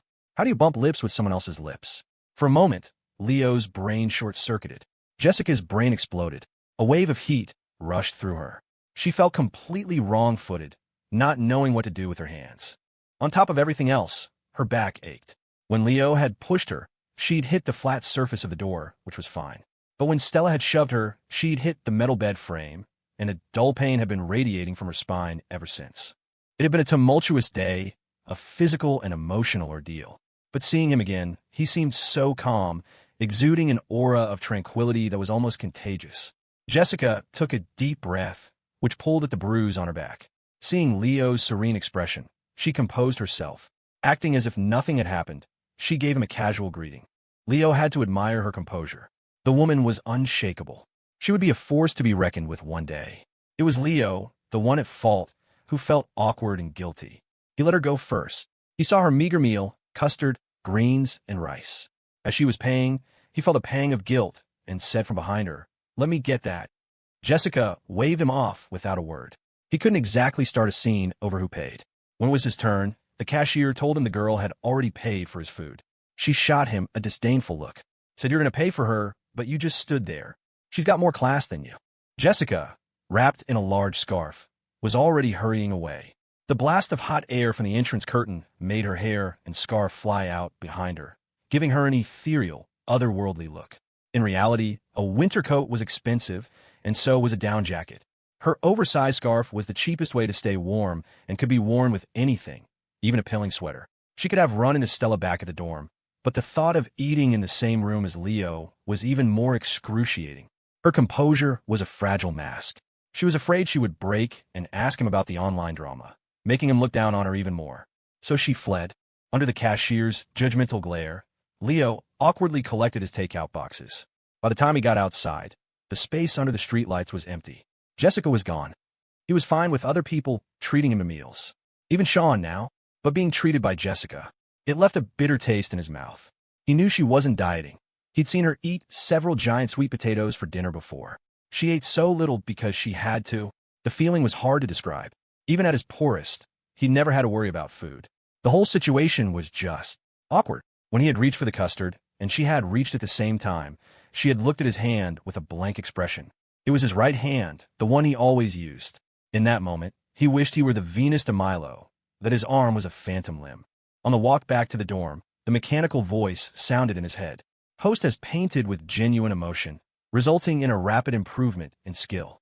Reward: Intermediate Drawing Proficiency Level 3, Permanent. Bonus to Portraiture, now at Master Level. Extensive practice will lead to further improvement. Extensive practice? Leo thought. System: When you say extensive practice, are we still talking about painting? That night, the campus was cold. There were fewer students out, and those who were walked with hurried steps. The only ones moving slowly were the couples, their love the only thing warding off the biting wind. Leo sprinted back to the dorm, his legs feeling a little weak as he climbed the stairs. Am I overdoing it? He wondered. Maybe I need to start taking supplements. Stella hadn't gone home. She was a little nervous. Other people might not notice her lip, but Victoria definitely would. And then would come the sideways glances and the loaded, unspoken questions. It was the same with parents everywhere. When you're in school, they forbid you from dating. The moment you have a job, they ask why you don't have a partner. If you don't practice dating in school, how are you supposed to find someone after you graduate? It's not like they hand out significant others with your diploma. But staying in the dorm with Jessica tonight would be just as awkward. So she went to her apartment at Clearwater Cove. In the past, when she was upset, she might have just checked into a hotel. She loved that suite at the St. Regis. At the apartment, she took a long shower, letting the warm water relax her tense muscles. But when she stepped out and wrapped herself in a towel, she saw the red marks scattered across her pale skin in the mirror. She couldn't even look at the bathroom counter now without thinking about how she had sat on it, how cold it had been. She shook the water from her hair, trying to shake the thoughts from her head at the same time. Love really does make you blind and stupid. Just trying to control your own desires takes up half your energy. For someone of average intelligence, cut that in half, and you're left with not much. She partially dried her hair and then flopped onto the sofa. Anyone who has lived in a multi-story house knows the feeling. The second floor isn't that far, but you're just too lazy to climb the stairs. That's why you always need a bathroom on every floor. She stretched out on the sofa, her body aching more than it did after a boxing workout. She idly scrolled through her phone. Richard Vance always told her she needed to learn how to spend money. It was an important skill. Victoria had friends in that circle. Stella had met one of them, a well-known socialite named Isabel Davenport who had shares in major entertainment companies. She was an impressive woman. Stella had chatted with her once when her father had taken her to a high-end club for a lesson on the real world. She saw some celebrities there, their public facades melting away under the influence of alcohol. Her father was worried she would blindly idolize celebrities, so he took her to the places they frequented to shatter the illusion. He needn't have worried. She was never attracted to overly handsome men. She felt that people who relied on their looks were usually lacking in the brains department. She had exchanged contact information with Isabel, intrigued by the idea that the entertainment industry was essentially in the business of selling people, packaging them into different tiers of celebrity for fans to consume. At home, whenever she was curious about someone, Victoria would give her the rundown on their background. Victoria, though emotional, was a surprisingly objective judge of character. She remembered her mother saying that Isabel was a businesswoman through and through, not a true socialite. Her family background was nothing like Victoria's. They were probably the equivalent of their gatekeepers, but she was ambitious and incredibly shrewd. Now that she was successful, she was a socialite by default. Through Isabel, Stella easily found out that Cade was competing for a spot on a variety show. She chatted with Isabel like a fan asking about her idol, casually bringing up Cade's show and the one he had dropped out of. Penelope Hayes is a talented director. No one doubts that, Isabel had said. But the market has changed. Her show is a toss-up. The investors aren't very optimistic. And she's bold. Using new actors, her standards are high. The shooting schedule is too long. Cade's show might actually be the one that hits. Director Shaw knows how to generate buzz. Isabel was always patient with the young girl's questions. She had to stay on Victoria's good side. After gathering her intelligence, Stella thought for a moment, then found Penelope Hayes' contact information and offered to invest in her show. Penelope was surprised. She knew the industry wasn't confident in her show. They thought it was too traditional. But she refused to let investors dictate her creative vision, so she didn't have many backers. Some people gave money and immediately wanted to play director. I may not have made a TV show, but I've watched them, they'd say. This isn't working. Replace the lead actress. I like that other one better. Penelope wouldn't take money from people like that, no matter how much they offered. But filmmaking was expensive. She was meticulous about historical accuracy in her costumes and sets. She obsessed over details, from the flutter of a skirt to the lettering on a sign. A little corner cutting here and there might not save much, but demanding perfection everywhere adds up quickly. It was normal to be constantly fundraising. When Penelope heard someone wanted to invest, she had her producer, Ken Collins, contact them. She made it clear that she was in charge of filming. Ken handled the finances. When Ken heard the news, he felt like a weight had been lifted from his shoulders. He'd gone to the Wishing Shrine in Chinatown at the beginning of the year and been told that he would always find a way out of trouble. It was true. The shrine was magical. Ken didn't even know who the investor was. A representative showed up, signed the contract, and wired the money. It was incredibly straightforward. They had no demands for the show, just one extra condition: block Cade from getting that variety show and give the spot to their person instead. Who didn't matter. Ken felt like he had won the lottery. Not only did he get funding, but he also got to place an actor on a hit show. That night, the trending topics were hashtag Instagram International Receipts, hashtag Foreigners Ask where can wash dishes for $18 an hour, hashtag Cat Tax Fun Faviaka Can You Post a Horse. Late at night, Penelope's team quietly announced that the Chancellor's Gambit had secured new funding. On an anonymous message board, a post appeared. Viral roommate suspected of being a kept man. Cade, hungry but unable to sleep, was consumed by a restless agitation. He finally gave in and used a sock puppet account to stir up his fans. Nothing had changed, except that Richard Vance noticed that 30 million yuan, about $4 million, was missing from the trust fund he had set up for his daughter. Richard Vance,